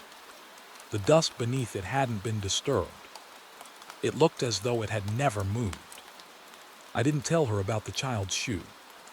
I wasn't sure I believed it myself. The report already had my signature. I hadn't picked up the pen yet. I stood alone in the museum security office with the blank incident form lying in front of me. My flashlight rested beside it, still covered with dust from the storage level. My hands shook enough that I had to lock them together to keep them still. The night supervisor had told me to document everything. Every strange sound. Every missing artifact. Every damaged display. Write it all down, he said. If it happened, we keep a record. That seemed simple enough. Until I opened the filing cabinet. The cabinet was older than the museum's computer system. Thick metal drawers held decades of handwritten reports from guards who had worked the overnight shift long before digital records replaced paper. I only wanted to compare my notes with older maintenance complaints. Instead, I found a file with my own name on it. At first, I thought someone was playing a joke. The folder tab read, Alex Carter, Incident REPORTS. I laughed under my breath. There had never been another guard here with my name. I would have remembered hearing that during training. Still smiling, I opened the folder. The smile disappeared almost immediately. Inside were 12 reports. Each one carried my full name, my employee number, my handwriting, and my signature. Every page was dated between 19 and 23 years before I had ever stepped inside the museum. I stared at the first page until the words blurred. My breathing slowed, then quickened again. The report described a sound coming from underground storage. 3 heavy knocks from an unlabeled crate. Exactly what I had heard 2 nights earlier. Even the wording matched the thoughts I had never spoken aloud.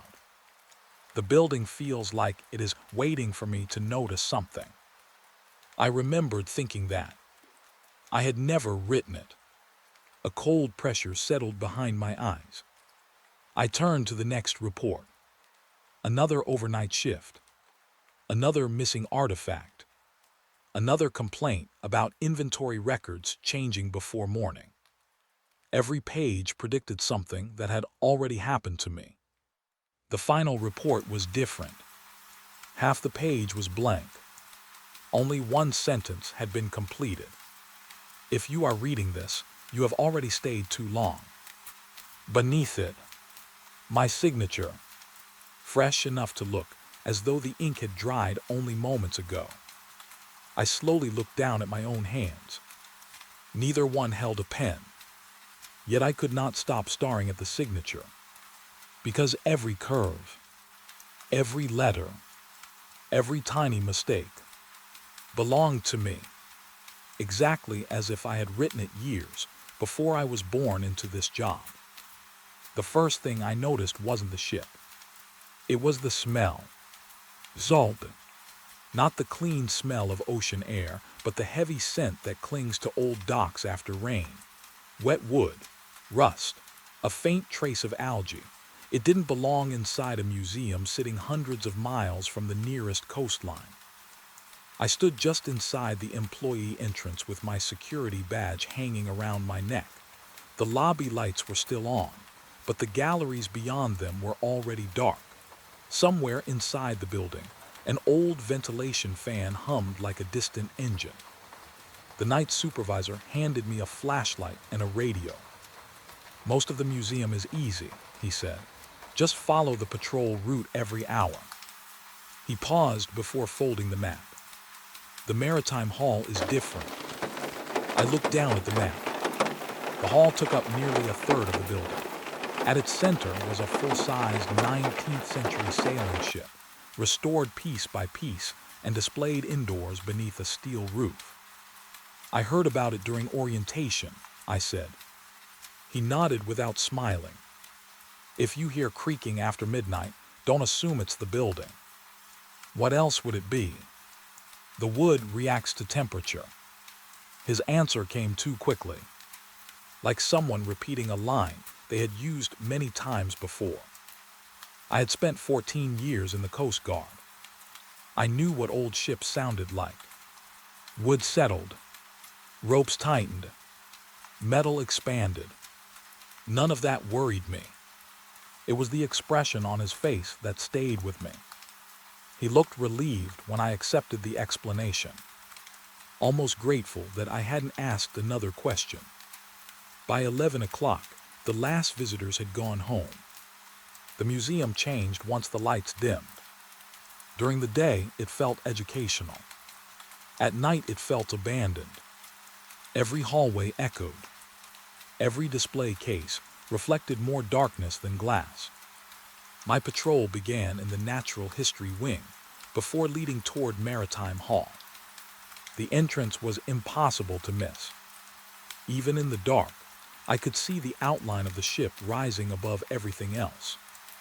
Its mast disappeared into the shadows near the ceiling. Its weathered hull rested on heavy steel supports hidden beneath the display floor.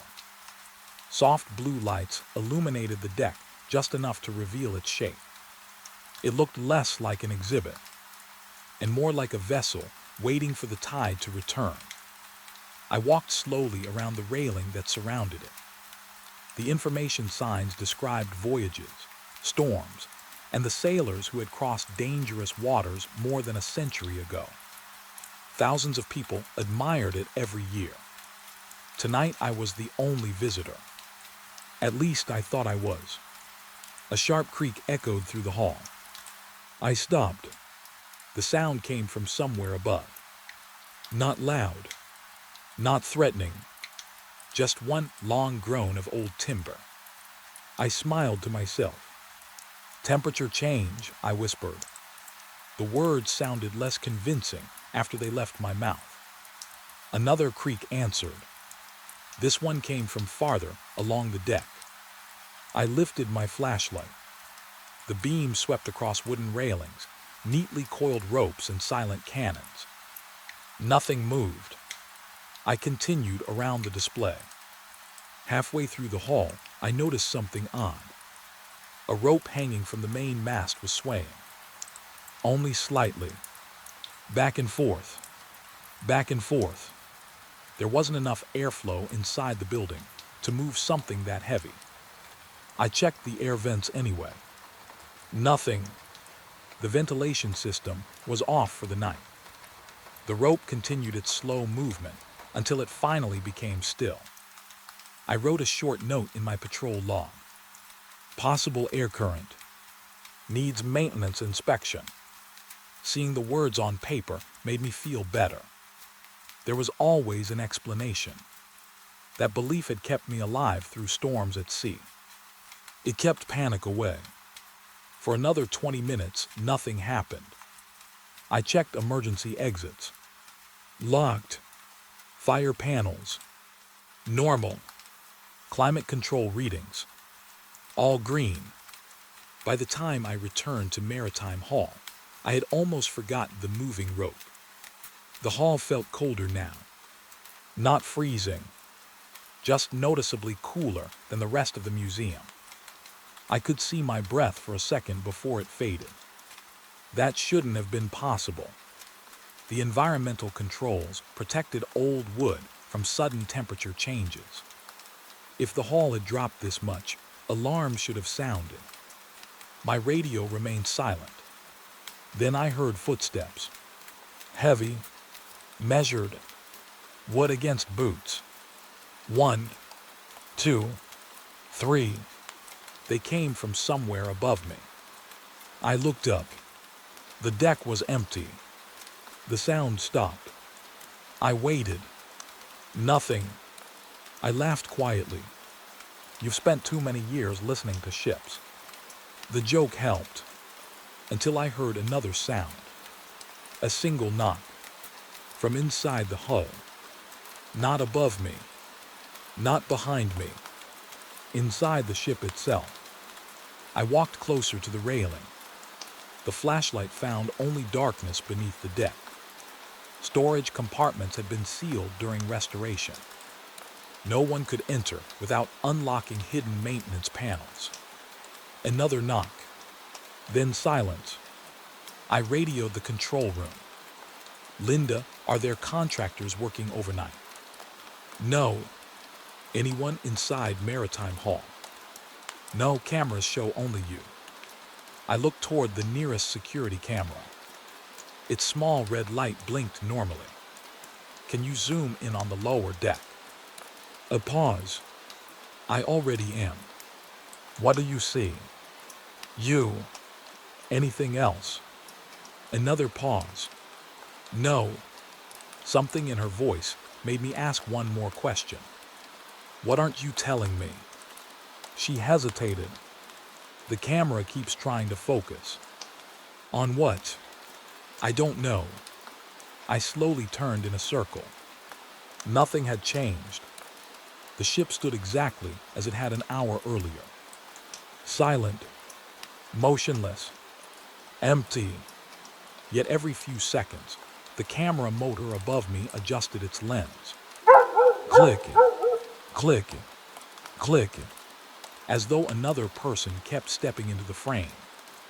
Only long enough for the camera to notice. I followed the sound of the lens until my light reached the ship's bow. There, carved into the aged wood, was a figurehead of a woman staring toward the far wall. Her face was beautifully restored. Calm, expressionless. I was certain she had been looking straight ahead during my first patrol. Now her head seemed turned ever so slightly, toward the walkway where I stood.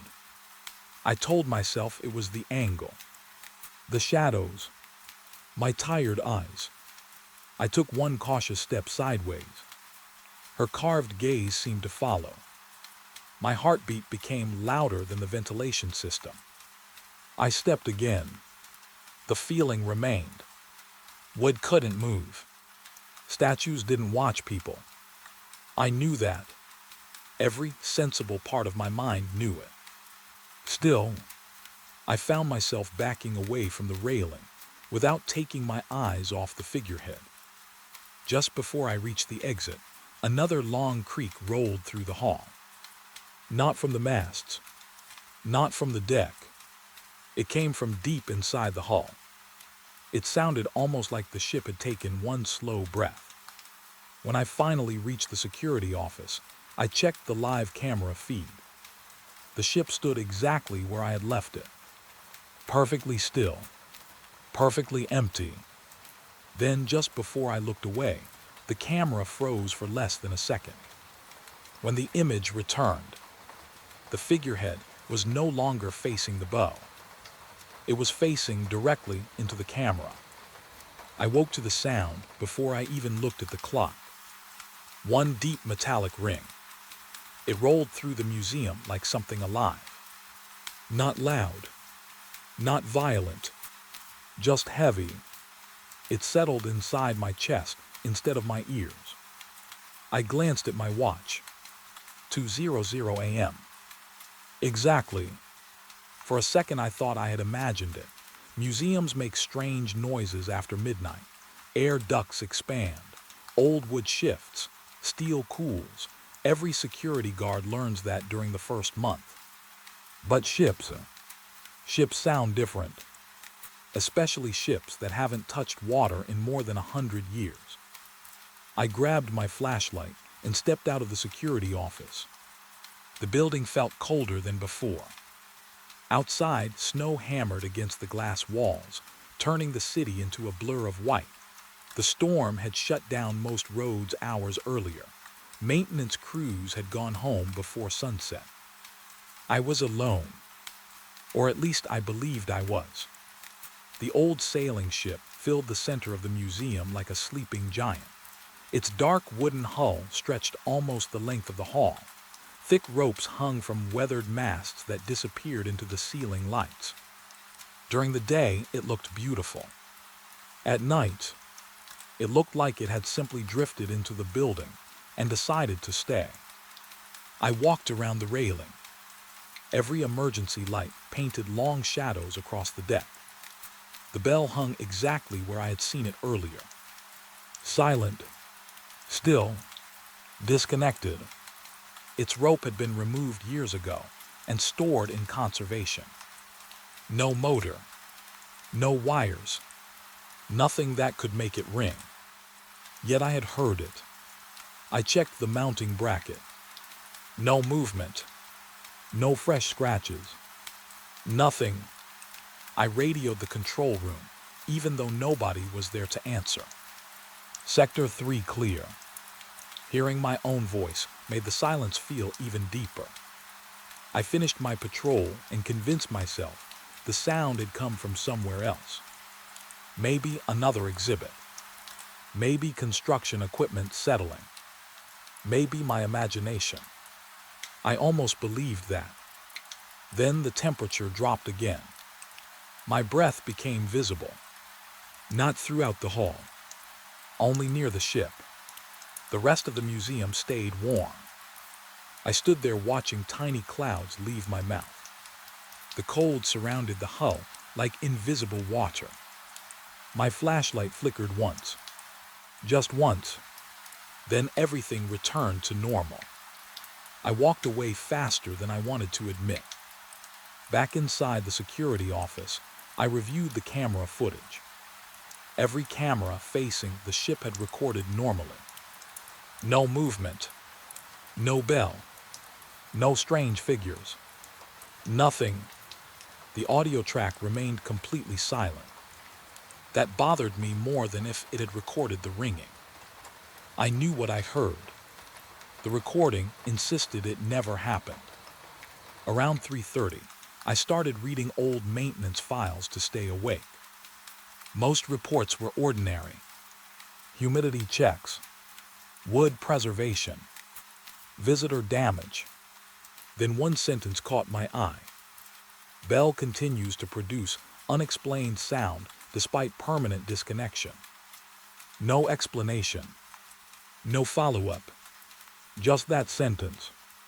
The report was dated 19 years earlier. I searched for more. Another report. Different guard. 7 years after the first. Bell heard at exactly 2:00 a.m. inspection found no cause. Then another. And another. Always 2:00 a.m. Always the same conclusion. No cause. The report stopped 12 years ago. No explanation why. Morning finally arrived. I almost laughed at myself while driving home. Reading old reports during a snowstorm had gotten into my head. That had to be it. By sunset, I had nearly forgotten everything. Then my second shift began. At exactly 1:58 a.m., I found myself staring at the clock. Waiting. Trying to prove I had imagined it. The museum remained perfectly still. 1 minute. Nothing. Then, dong. The bell rang again. Exactly at 2:00. Long. Deep. Slow. I ran toward the ship before the echo disappeared. This time I climbed onto the viewing platform beside the deck. The bell hung perfectly still. It wasn't swaying. It wasn't vibrating. Yet the sound still echoed through the hall. That wasn't possible. Sound needed movement. The bell hadn't moved. I reached out and touched the cold bronze. Ice, far colder than the surrounding air. My fingers almost stuck to it. Something creaked overhead. Not the building. The ship. Wood bending under weight. Slow footsteps crossed the deck above me. 1, 2, 3. Heavy enough to make old timber complain. I raised my flashlight. The beam swept across empty railings. No one. The footsteps stopped. I climbed the narrow stairs onto the deck. Every board groaned beneath my boots. Old ropes swung gently, but there wasn't enough air inside the building to move them. I checked every corner, every doorway, every tiny cabin. Nothing. Still, the feeling refused to leave. The strange certainty that someone had stepped away just before I arrived. I found an old captain's cabin near the stern. The room smelled like old wood and salt that should have disappeared decades ago. A dusty compass rested inside a glass case. It pointed north. Then slowly, it turned toward me. I froze. The needle stopped. I backed away. It turned again. Following. Not north. Not magnetic. Me. I left the cabin without looking back. By morning, I had filled out another incident report. I didn't mention the compass. Only the bell. Only the footsteps. Only facts. My supervisor called me into his office that afternoon. He looked tired before I even sat down. "You heard it," he said quietly. I hadn't told him what happened. He opened a thin folder from his desk. Inside were dozens of reports. Different handwriting. Different years. Same story. Bell. Footsteps. Cold. He sighed. "We stopped investigating years ago." "Why?" "Because nobody ever found anything." He leaned closer. "And because the guards who chased the sound usually quit." "Usually." "Not always." "What happened to the others?" He hesitated, then closed the folder. "They stopped talking about it." That answer stayed with me all evening. People don't simply stop talking about something that scares them, unless something frightens them even more. That night the storm grew worse. Snow buried the parking lot. Power flickered twice. The museum emergency lights glowed dim red instead of white. Everything looked different. The ship no longer resembled an exhibit. It looked ready to sail. At 1:59 a.m., I stood beneath the bell, waiting, heart pounding. The second hand reached 12. Silent. I frowned. Maybe it was over. Maybe. Dong. The bell rang directly above my head. So close my chest vibrated. This time the sound didn't fade. It continued. Soft. Steady. Impossible. Like someone was swinging the bell over and over without touching it. Then another sound joined it. Water. Not outside. Inside the museum.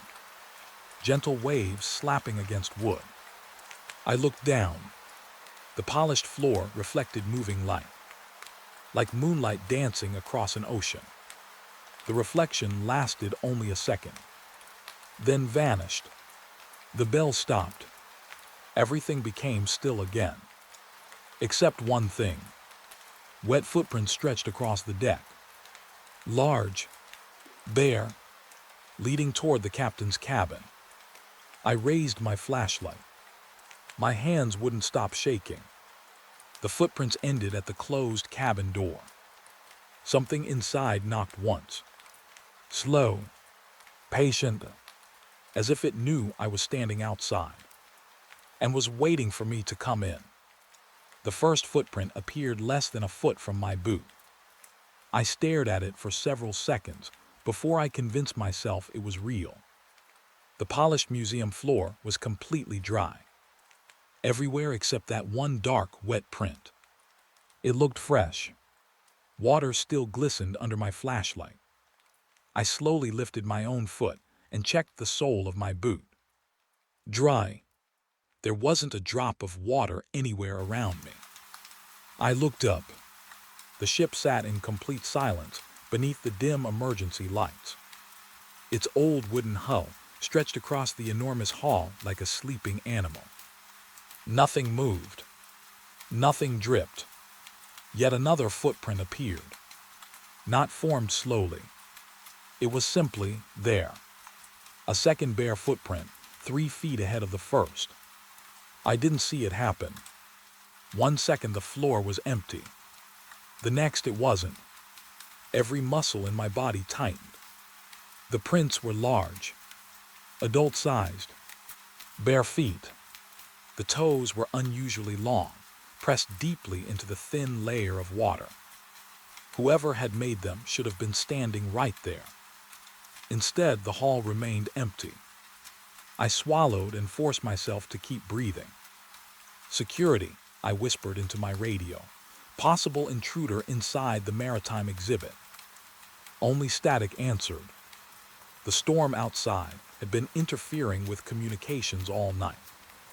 I was on my own again. I followed the prints. Each one looked newly made.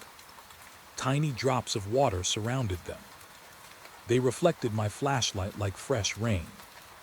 The trail crossed the museum floor without hesitation, straight toward the ship. I reached the boarding stairs.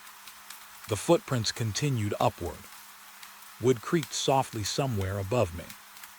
Not loudly, just enough to remind me that old ships were never completely silent. I climbed after them. Each step echoed through the empty building. Halfway up, I noticed something strange. The footprints stopped dripping. The water was disappearing, not drying naturally, vanishing. One print faded while I watched. The outline softened. The dark color became lighter. Within seconds, the floor was perfectly dry again, as if nothing had ever been there. A cold shiver crawled across my back. Evidence wasn't supposed to erase itself. I hurried onto the deck before the remaining prints disappeared too. The old lanterns hanging from the beams swung gently. There wasn't enough air inside the museum to move them. Still, they rocked back and forth. Slowly, patiently, like someone had just walked past them. The footprints continued along the deck. They led toward the captain's cabin. The same cabin where I had heard the knock the night before. I stopped several feet from the door. My flashlight rested on the old brass handle. Nothing happened. No voices.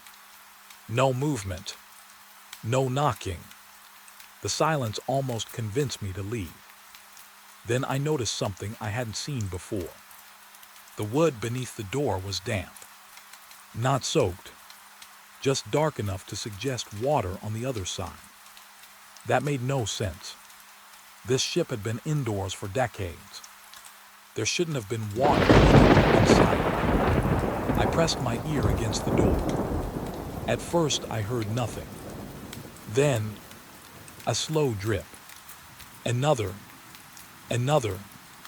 Water falling somewhere inside the cabin. Very slowly, like drops echoing inside an empty well. My hand reached for the handle before my mind agreed. The door opened with almost no sound.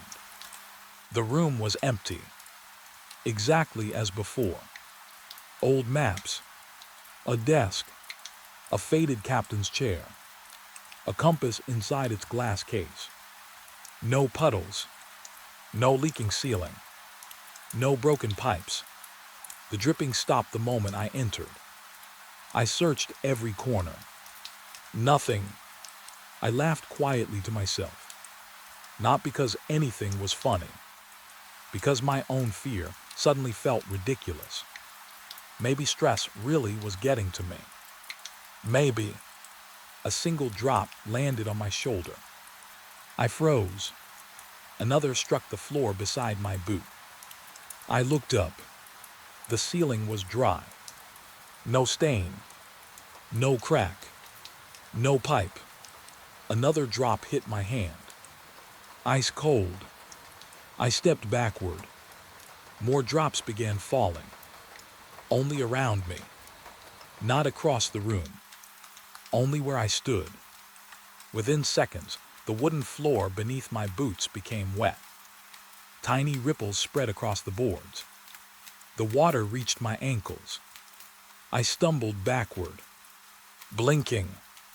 The room was dry again. Not damp. Completely dry. My boots were dry too. I stared at them in disbelief. I had felt the water. I had heard it. Now there was nothing. The radio suddenly hissed. "Oh, Captain." The voice was barely audible. I grabbed the radio. "Repeat that." Static. "Oh, Captain." Then silence. Nobody in the museum called me captain. I had never mentioned my years with the Coast Guard to anyone except my supervisor. I backed out of the cabin and shut the door. The hallway outside felt warmer. Safer. For a few minutes anyway. I completed another patrol. Nothing unusual. No footprints. No voices. The normal routine slowly calmed me. Maybe whatever I had experienced was over. Then I reached the center of the ship again. The museum lights flickered. Only once. When they returned, the deck looked different. Not physically different. Emotionally. Like walking into a room moments after an argument. The air felt heavy. I couldn't explain it. My flashlight swept across the railings. Something caught my eye. Water. Tiny streams flowed between the wooden planks. I knelt down. The wood wasn't wet. The water wasn't actually there. It shimmered only while my flashlight pointed directly at it. The moment I moved the beam away, it vanished. I tested it again. Light on. Water.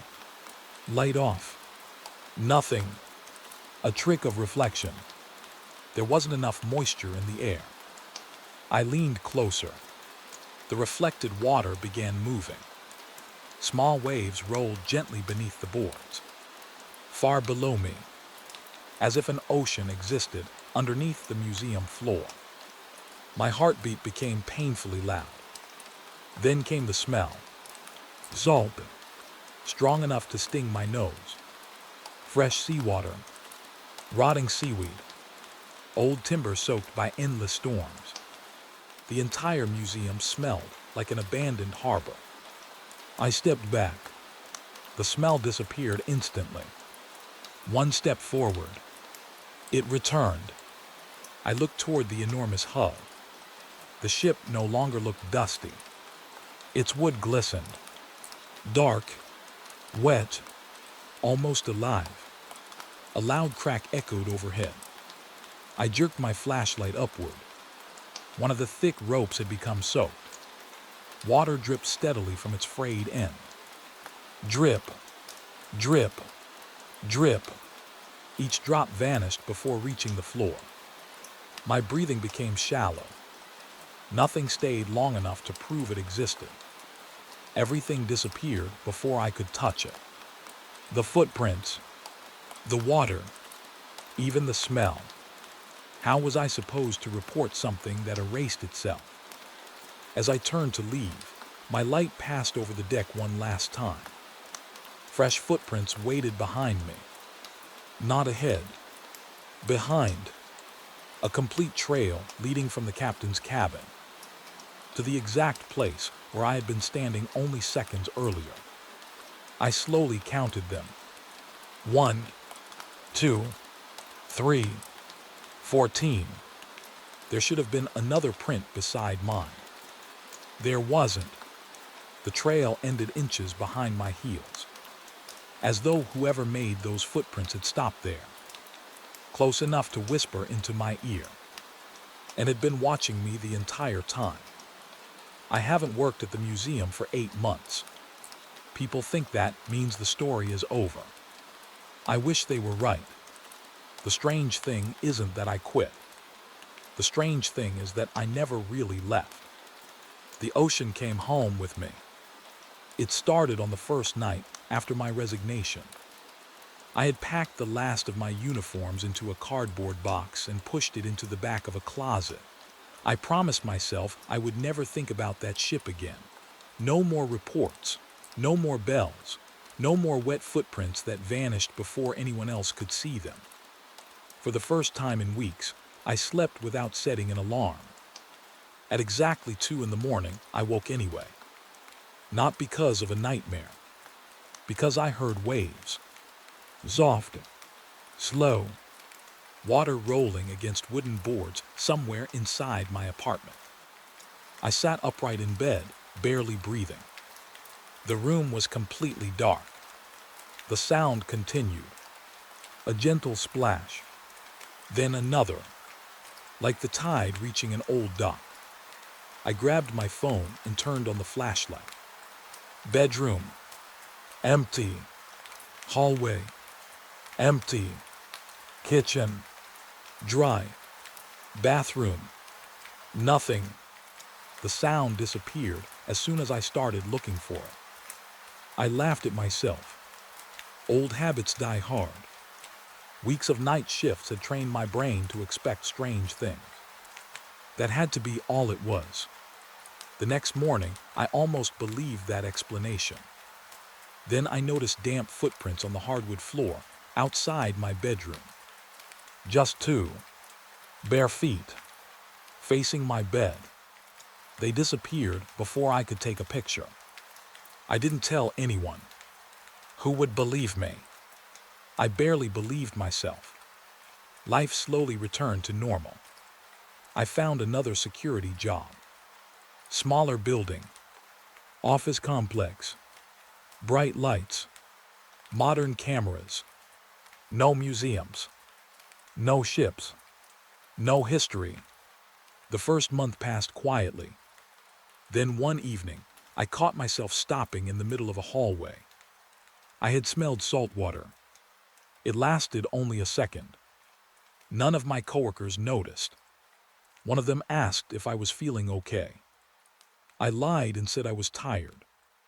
That became my answer for everything. Friends asked why I never wanted to go out anymore. I was tired. My sister asked why I kept changing apartments. I was tired. My doctor asked why I wasn't sleeping. I was tired. The truth sounded impossible. How do you explain that silence no longer sounds empty? Every quiet room now feels like it's waiting for something to arrive. Sometimes I wake up with sand beneath my feet. Not enough to fill a bucket. Just enough to leave tiny grains across the bedroom floor. By morning, it's gone. I stopped trying to collect it. I stopped taking photographs. Nothing ever stays. One afternoon, I visited the coast. I thought maybe seeing the real ocean would finally quiet whatever had followed me home. Instead, I stood on the beach feeling completely confused. The waves sounded wrong. Too alive. Too bright. The sound that haunted me wasn't like this. The sound inside my apartment felt older. Slower. As though the sea itself had grown tired. I left after 10 minutes. The ocean outside wasn't the one I feared anymore. Months passed. Winter became spring. Spring became summer. The nightmares became less frequent. For a while, I thought I was finally healing. Then my new supervisor handed me a set of keys. "There are a few storage rooms in the basement," he said. "Nobody goes down there after midnight." My stomach tightened before he finished the sentence. That night, I avoided the basement completely. Nothing happened. The second night, curiosity won. I walked downstairs with my flashlight. Concrete walls, metal shelves, electrical pipes. Nothing unusual. I almost smiled. Maybe this was the moment I proved to myself that I had recovered. Then I heard it. One distant bell. Deeper. Heavy. Impossible. Not from the building. Not from outside. From somewhere beneath the floor. Exactly once. I checked my watch. 2:00 a.m. I quit that job the next morning. After that, I stopped accepting overnight work. Sleep became my enemy. Silence became worse. Even crowded places couldn't distract me for long. Every now and then, I hear someone walking just behind me. Bare feet. Never fast. Never chasing. Just matching my pace. If I stop, the footsteps stop. If I turn around, nothing is there. I don't turn around as often anymore. Some questions are safer unanswered. A few weeks ago, an envelope arrived without a return address. Inside was a single photograph. The museum ship. Nothing unusual at first. Then I noticed someone standing on the deck. A security guard. Back turned toward the camera. The uniform looked familiar. Very familiar. I turned the picture over. One sentence was written neatly across the back. "Thank you for keeping watch." No signature. No date. I burned the photograph that night. The ashes smelled like seawater. Yesterday, I woke before dawn because my bedroom felt unusually cold. The room was silent. Completely still. For a brief moment, I thought it was finally over. Then I heard it. Not waves. Not the bell. A slow wooden creak. The same sound old decks make when someone shifts their weight. One careful step. Then another. Crossing my bedroom floor. I kept my eyes closed. I don't know why. Fear maybe. Or acceptance. After everything that happened, I finally understood one thing. Whatever I encountered inside that museum was never trapped inside the ship. The ship was only where I noticed it first. Sometimes I wonder if every old place keeps its own memories alive. Maybe buildings remember the people who walked through them. Maybe objects refuse to forget the hands that once held them. Or maybe some journeys never end because they were never meant to. I still wake at 2 every morning. I still listen. Most nights the waves stay far away. Some nights they sound close enough to touch. And every now and then, just before I open my eyes, I hear someone quietly waiting beside my bed. As though they're expecting me to stand up, follow them, and finally finish a voyage I don't remember beginning. The first thing I noticed was that the museum never truly became empty. Not after the visitors left. Not after the lights were turned off. Not after the security doors locked and the last employee drove away. During the day, the annex felt ordinary. It was just another quiet building attached to the main museum complex, a place where older exhibits were stored before being moved, repaired, or forgotten. But after closing time, it felt like something inside the building finally woke up. I learned that during my first week as the overnight security officer. The annex sat behind the main museum, separated by a long service road surrounded by trees. Most visitors didn't even know it existed. There were no signs pointing toward it, no gift shop, no tour. Just a gray concrete building with narrow windows and a heavy steel entrance door. The kind of place people stopped noticing after seeing it once. That was exactly why I took the job. After 20 years working security, I had learned something simple. Quiet places were easier. No crowds. No arguments. No emergencies. Just a few hours walking empty hallways until morning. At least that was what I thought. My first night was completely normal.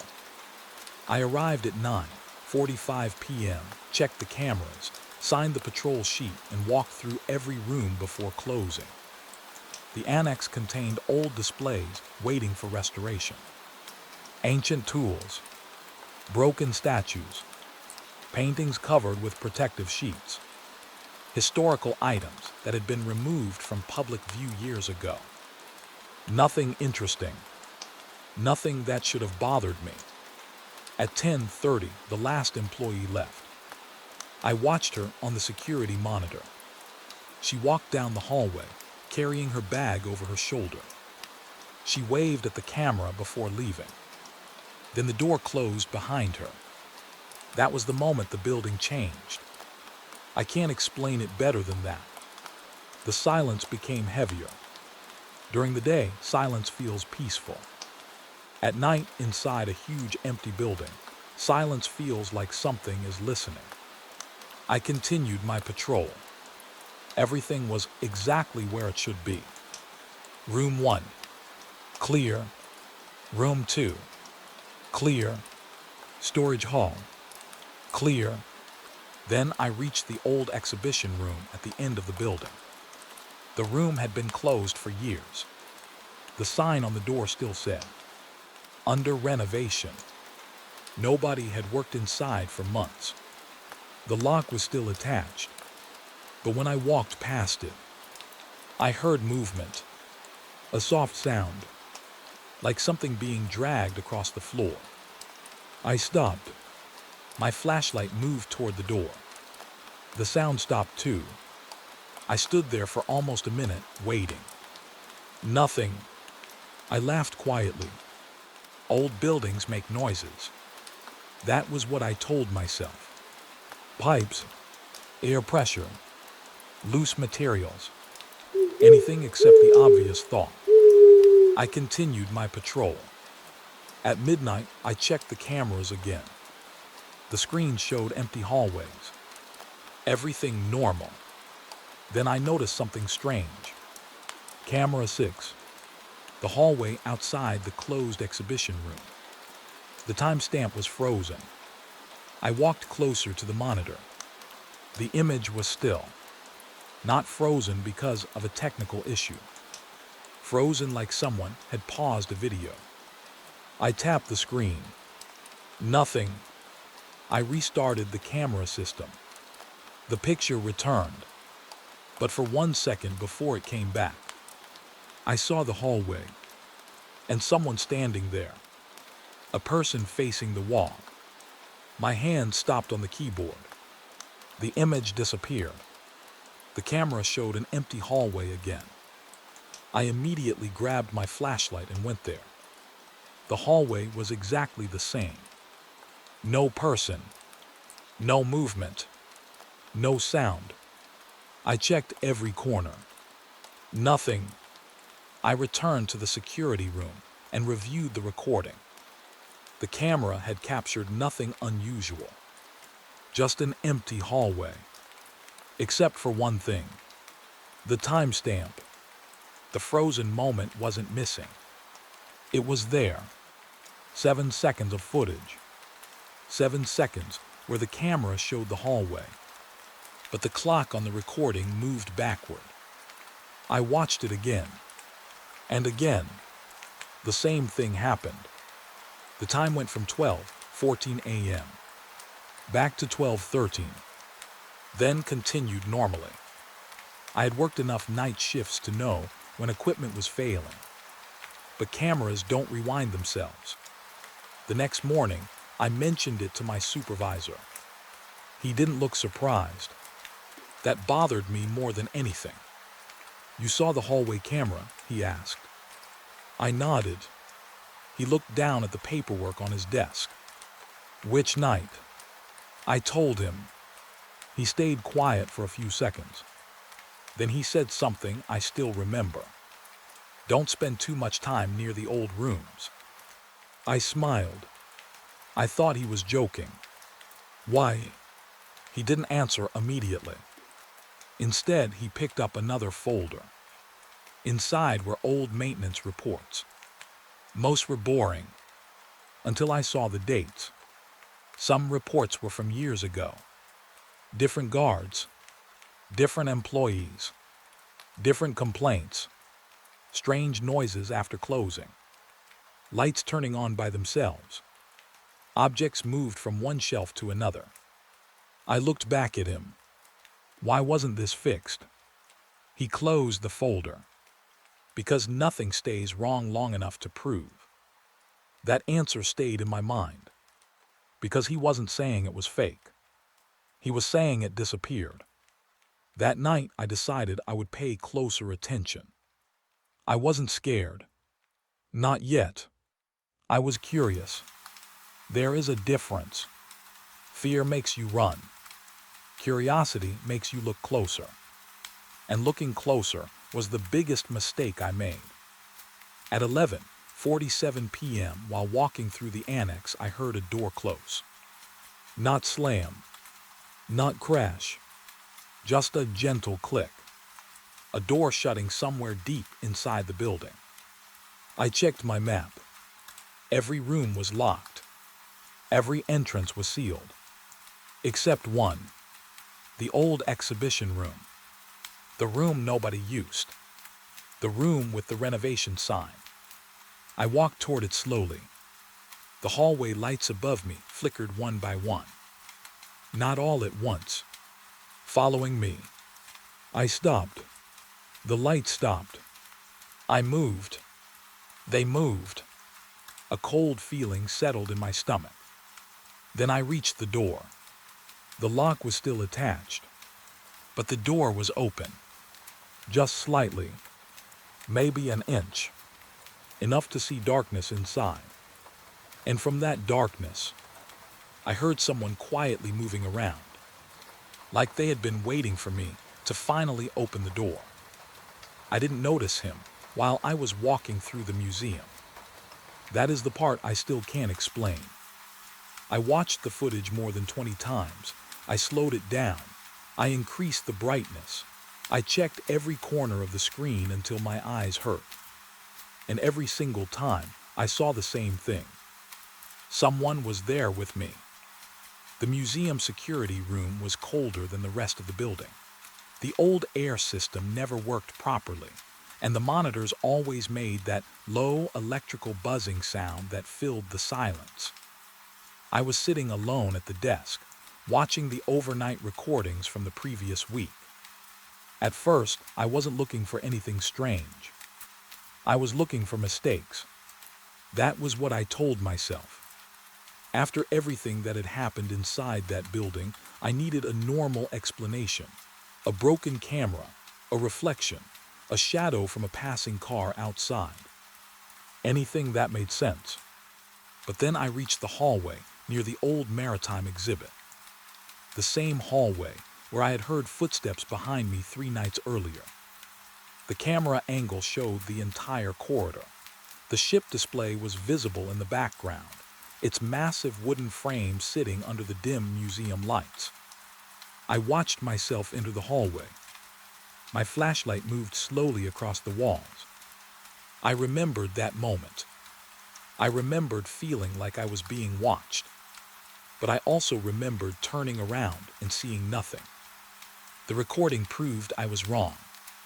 Because behind me, just outside the edge of my flashlight beam, someone else was walking.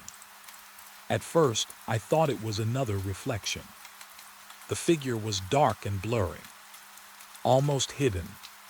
He stayed several feet behind me, moving when I moved, stopping when I stopped. I leaned closer to the screen. My heart started beating faster. The person was wearing a security uniform. The same dark jacket, the same style of pants, the same type of flashlight hanging from his hand. I immediately grabbed the radio from the desk and checked the employee list. There were only 2 guards assigned to the museum that week. Me and the daytime supervisor. Nobody else. I watched the footage again.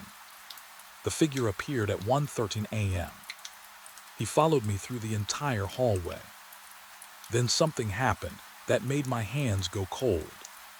When I stopped near the ship exhibit, the figure stopped too. But he wasn't looking at me. He was looking at something behind me. Something that wasn't visible on camera. I froze because I remembered that exact moment. I had felt someone standing behind me. I thought it was the person in the hallway. I thought he was the reason I felt afraid.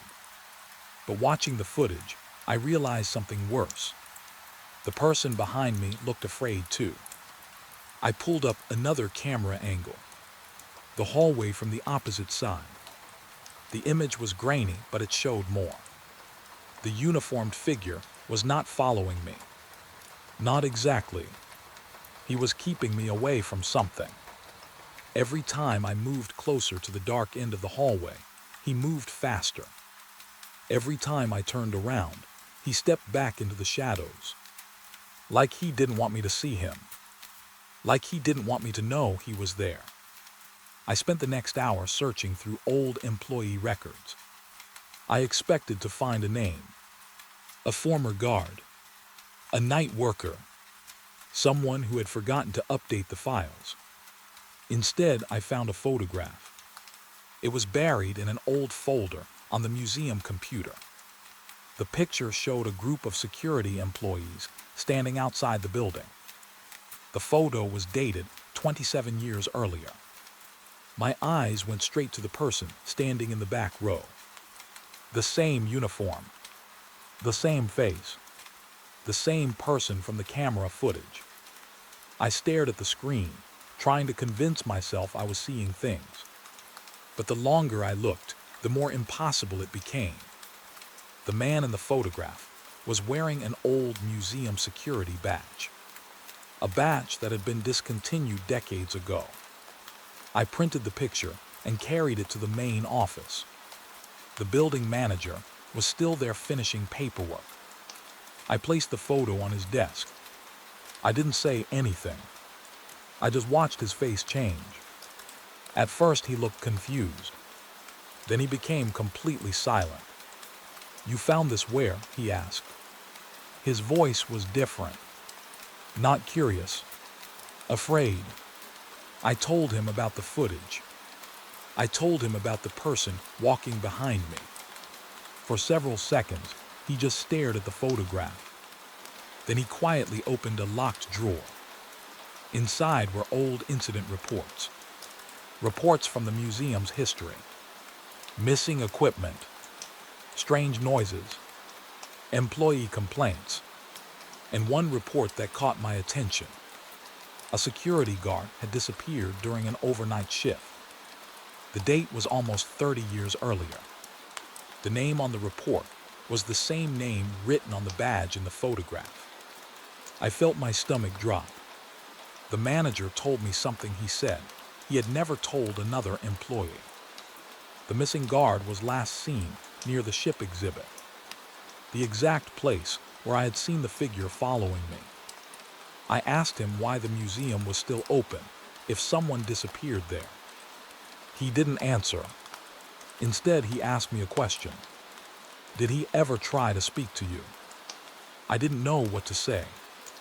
Because the truth was, I had heard whispers. Small sounds. Almost like someone trying to say my name. But I never saw anyone. I told him no. The manager looked relieved for only a second. Then he looked toward the hallway outside his office. He usually doesn't show himself unless something is about to happen. Those words stayed with me, because I realized something. The figure on the camera wasn't the thing I should have been afraid of. He had been following me, because something else was inside that museum, something he already knew about. That night, I went back to the security room and watched the footage one more time. I wanted to find a mistake, a reason, a way to prove I was wrong. But when the recording reached the moment where the figure disappeared, I noticed something I hadn't seen before. The man stopped at the end of the hallway. He turned toward the camera. Not toward me, toward the camera, like he knew someone was watching. Then he raised his hand and pointed directly at the security room. At me. The recording ended 3 seconds later. The screen went black, and from the hallway outside the security room, I heard a knock. 3 slow knocks, the same pattern that appeared in the old missing guard's final report. I sat there completely still, because for the first time since I started working at the museum, I wasn't wondering if I was being watched. I knew I was. The only question was, who was the person that the old guard had been trying to warn me about? The first thing I noticed about the museum was that nobody wanted to talk about why it was still standing. The building had been empty for almost 3 years. The city had already approved the demolition. The papers were signed. The machines were scheduled to arrive in a few weeks. But somehow every night, someone still had to sit inside. That someone was me. I had worked security jobs before, warehouses, construction sites, empty office buildings, places where the biggest danger was usually a broken window or someone trying to steal copper wires. This was supposed to be the same. A simple overnight shift.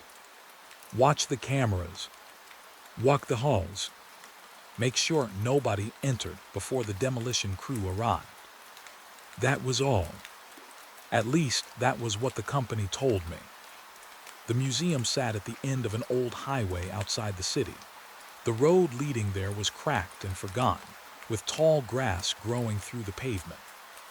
During the day, the building looked abandoned. At night, it looked like something that had been waiting. The windows were covered with dust. The stone walls were stained from years of rain. The old sign above the entrance had missing letters, leaving only a few rusty pieces hanging in the wind. I remember standing outside on my first night, looking up at the building. I had a strange feeling that I had been there before. Not inside. Somewhere else. Like I had seen the shape of the building in a dream. I ignored it. I needed the money. That was the truth. I had just left my previous job, and security work was something I understood. I knew how to stay awake. I knew how to handle empty places. I didn't believe in haunted buildings. I didn't believe in stories people told after midnight. I believed in locks, cameras, and common sense. The manager who gave me the keys didn't share that confidence. He met me outside before my first shift. He was an older man named Daniel. He handed me a heavy ring of keys and avoided looking directly at the museum entrance. Most of the building is closed, he said. Most. He paused. Then he looked at the building. Just stay on the main floors. I asked him why. He didn't answer. Instead, he pointed toward a security office near the entrance. The cameras still work. The alarm system doesn't. If you hear anything unusual, call this number. He gave me a small piece of paper. I looked at it. It was the emergency number for the company. Then I noticed something written on the back. A different number. Handwritten. I asked him about it. His face changed. Just for a second. Then he took the paper from my hand. You won't need that. I watched him walk away. That was the first moment I felt something was wrong. Not because of what he said. Because of what he didn't say. Inside, the museum was colder than outside. The air smelled old. like wet wood and dust. The lights still worked, but only half of them.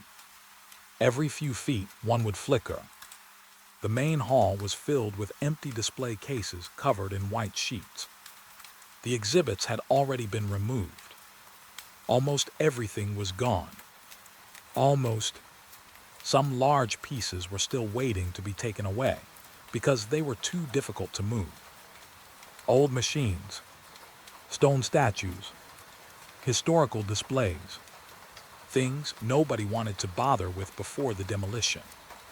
My first patrol was boring. Exactly what I expected. I walked through empty hallways with a flashlight in my hand. My footsteps echoed through the building. The sound came back a little late. At first, I thought it was normal. Big, empty buildings do that. But after a while, I noticed something strange. Sometimes the echo didn't match my steps. I would stop walking, and a second later, I would hear one more step. I stood still the first time it happened. The hallway ahead of me was completely dark. I lifted my flashlight. Nothing. I laughed quietly at myself. "You're tired," I said. I had worked enough night shifts to know what exhaustion could do. Your brain fills empty spaces. It creates sounds. It creates movement. It creates things that aren't there. I continued my patrol. But before reaching the security office, I noticed something. A door near the back hallway was open. I remembered seeing it closed when I entered. It was an old employee entrance. The sign above it was faded. Authorized personnel only. I walked over and pushed it shut. The lock clicked. Problem solved. I wrote it down in my patrol notes. Door found open. No signs of entry. I thought that would be the end of it. I was wrong. Around 2:00 a.m., I was sitting in the security room watching the cameras. The building looked exactly how an abandoned place should look. Empty, silent, dead. Then camera 4 changed. The screen showed the main hallway.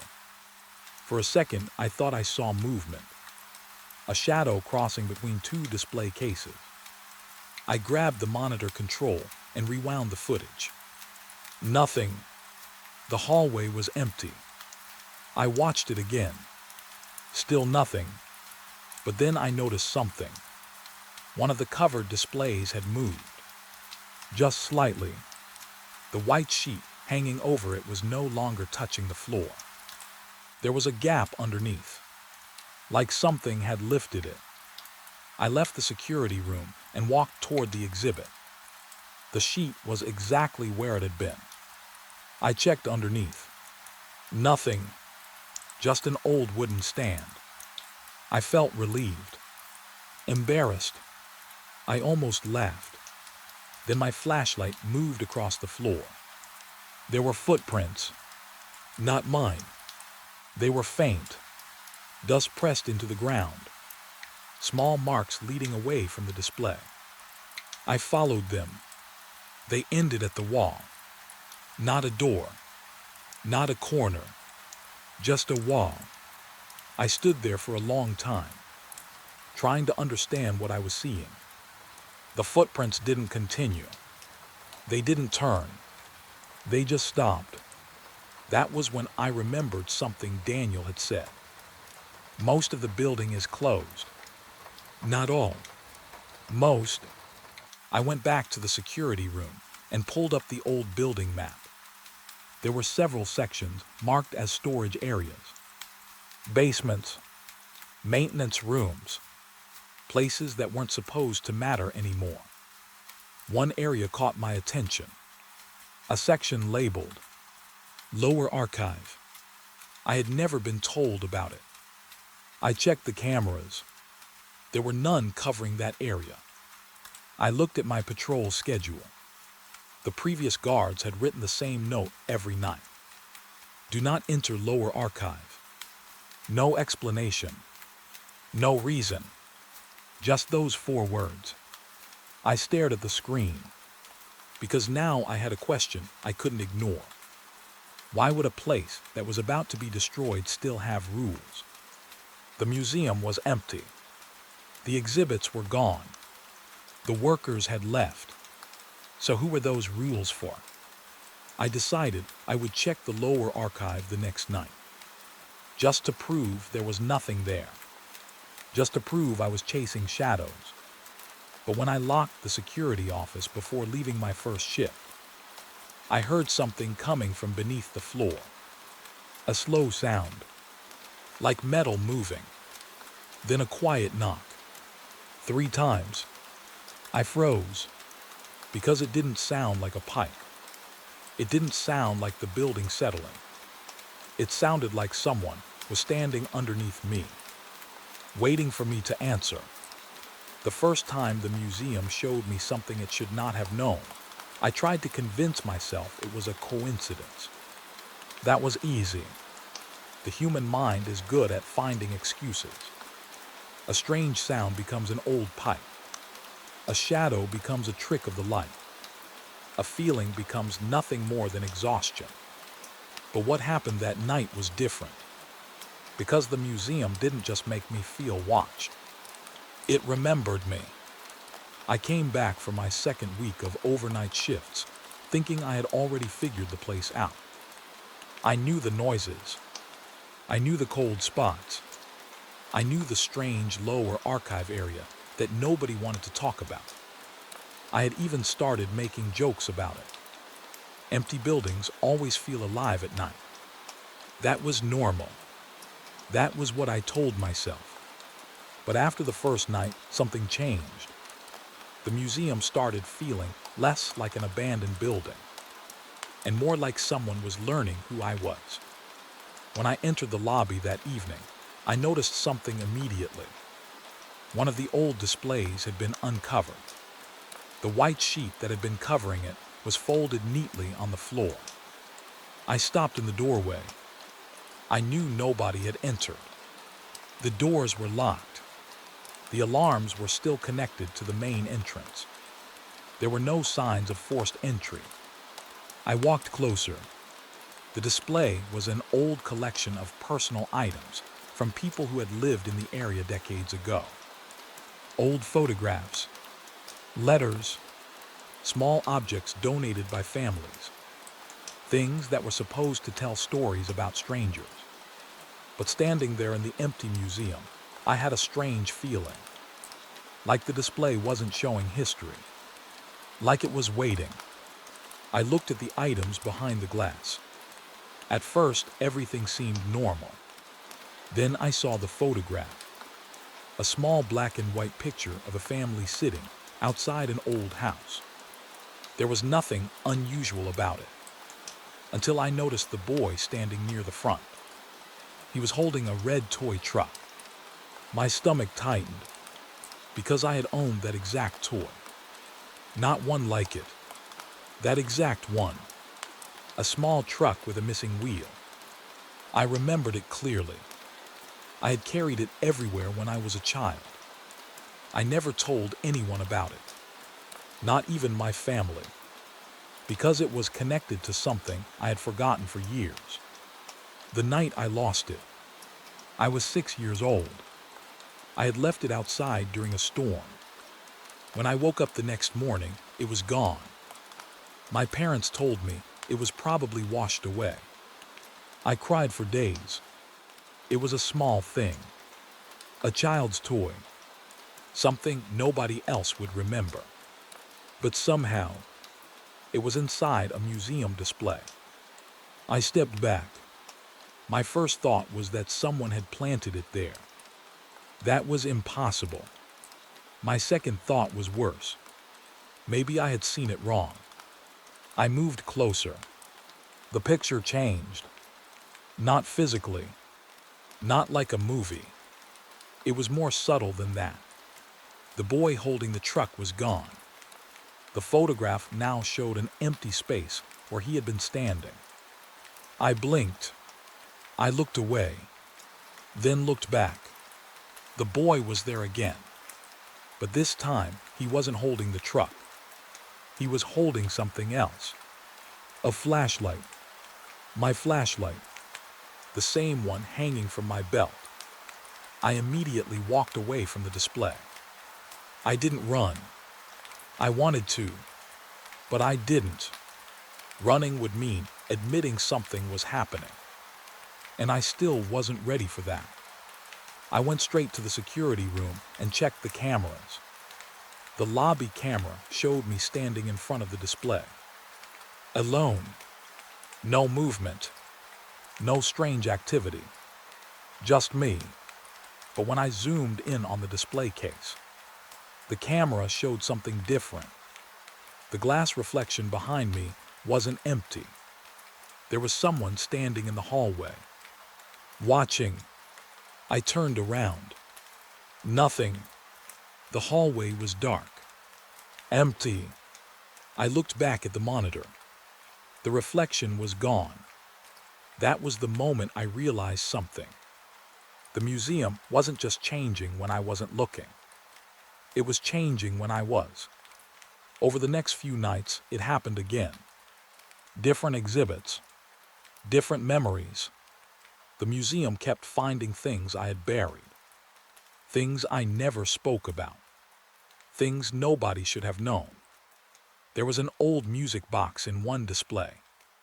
When I opened it, the song playing was the same song my mother used to hum when I was sick as a child. I had not heard that melody in over 20 years. The museum had no reason to have it. No record of it. No connection to me. But it played perfectly. Then there was the hallway with the old paintings. One painting showed a house burning. At first, I thought it was just another historical image, until I noticed the small figure standing outside. A young boy, watching the fire. I knew that boy, because I had been that boy. It was the night my childhood home burned down. The fire that my family never liked discussing. The event that changed everything. The museum had taken a memory I spent years trying to forget, and placed it on the wall like an exhibit.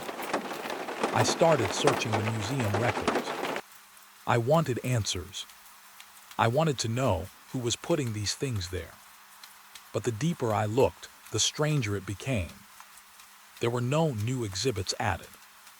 No employee activity. No delivery records. Nothing. According to the system, those displays had been untouched for decades. Then I found something. A maintenance note hidden in an old folder. It was written by a previous night guard. The handwriting was shaky. The words were simple. Do not look at the exhibits too long. I read that sentence again. Then again. Below it there was another line. They don't show what happened. I felt my hands go cold, because I already knew what the next sentence would say. They show what you hide. I closed the folder. I wanted to leave. I actually reached for my keys. But then the lights in the hallway turned on, one by one, leading away from the security room, toward the lower archive, the place I had been warned about. I stood there listening. At first there was silence. Then I heard something coming from downstairs. A child's voice, quiet, almost a whisper, calling my name. Not my full name. A nickname. A name only my family used when I was young. A name nobody at the museum knew. I walked toward the stairs without realizing I was moving. At the bottom was a locked door. The same door I had seen on my first night. The one marked Lower Archive. Except now, it was already open. And sitting on the floor inside was a small red toy truck, missing one wheel, the same one I lost when I was 6 years old. I stared at it, because that was the moment I understood the truth. The museum wasn't showing me memories. It was collecting them. And somewhere deep below the building, there was something that had been waiting a very long time to collect mine. The last time I walked through that museum, I already knew something was wrong. I didn't know if I was scared of the building, or if I was scared because I finally understood that the building had been waiting for me to come back. It had been 7 years since my final overnight shift there. 7 years since I walked out through those front doors and promised myself I would never step inside another museum again. People always ask me why. I usually tell them it was a bad job, a bad experience, a place with too many old things and too many dark corners. But that isn't the truth. The truth is, I left something behind that night, and somehow something came home with me. When I first accepted the security job at the abandoned museum, I thought it would be easy money. The building was scheduled for demolition.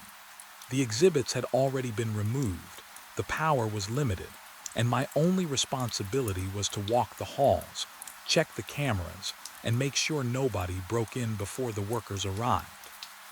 It was supposed to be my final overnight assignment before I moved on to something better. I remember walking through the entrance for the last time. The lobby smelled exactly the same.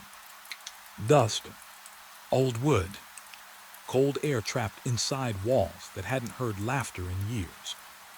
My flashlight moved across the empty display cases.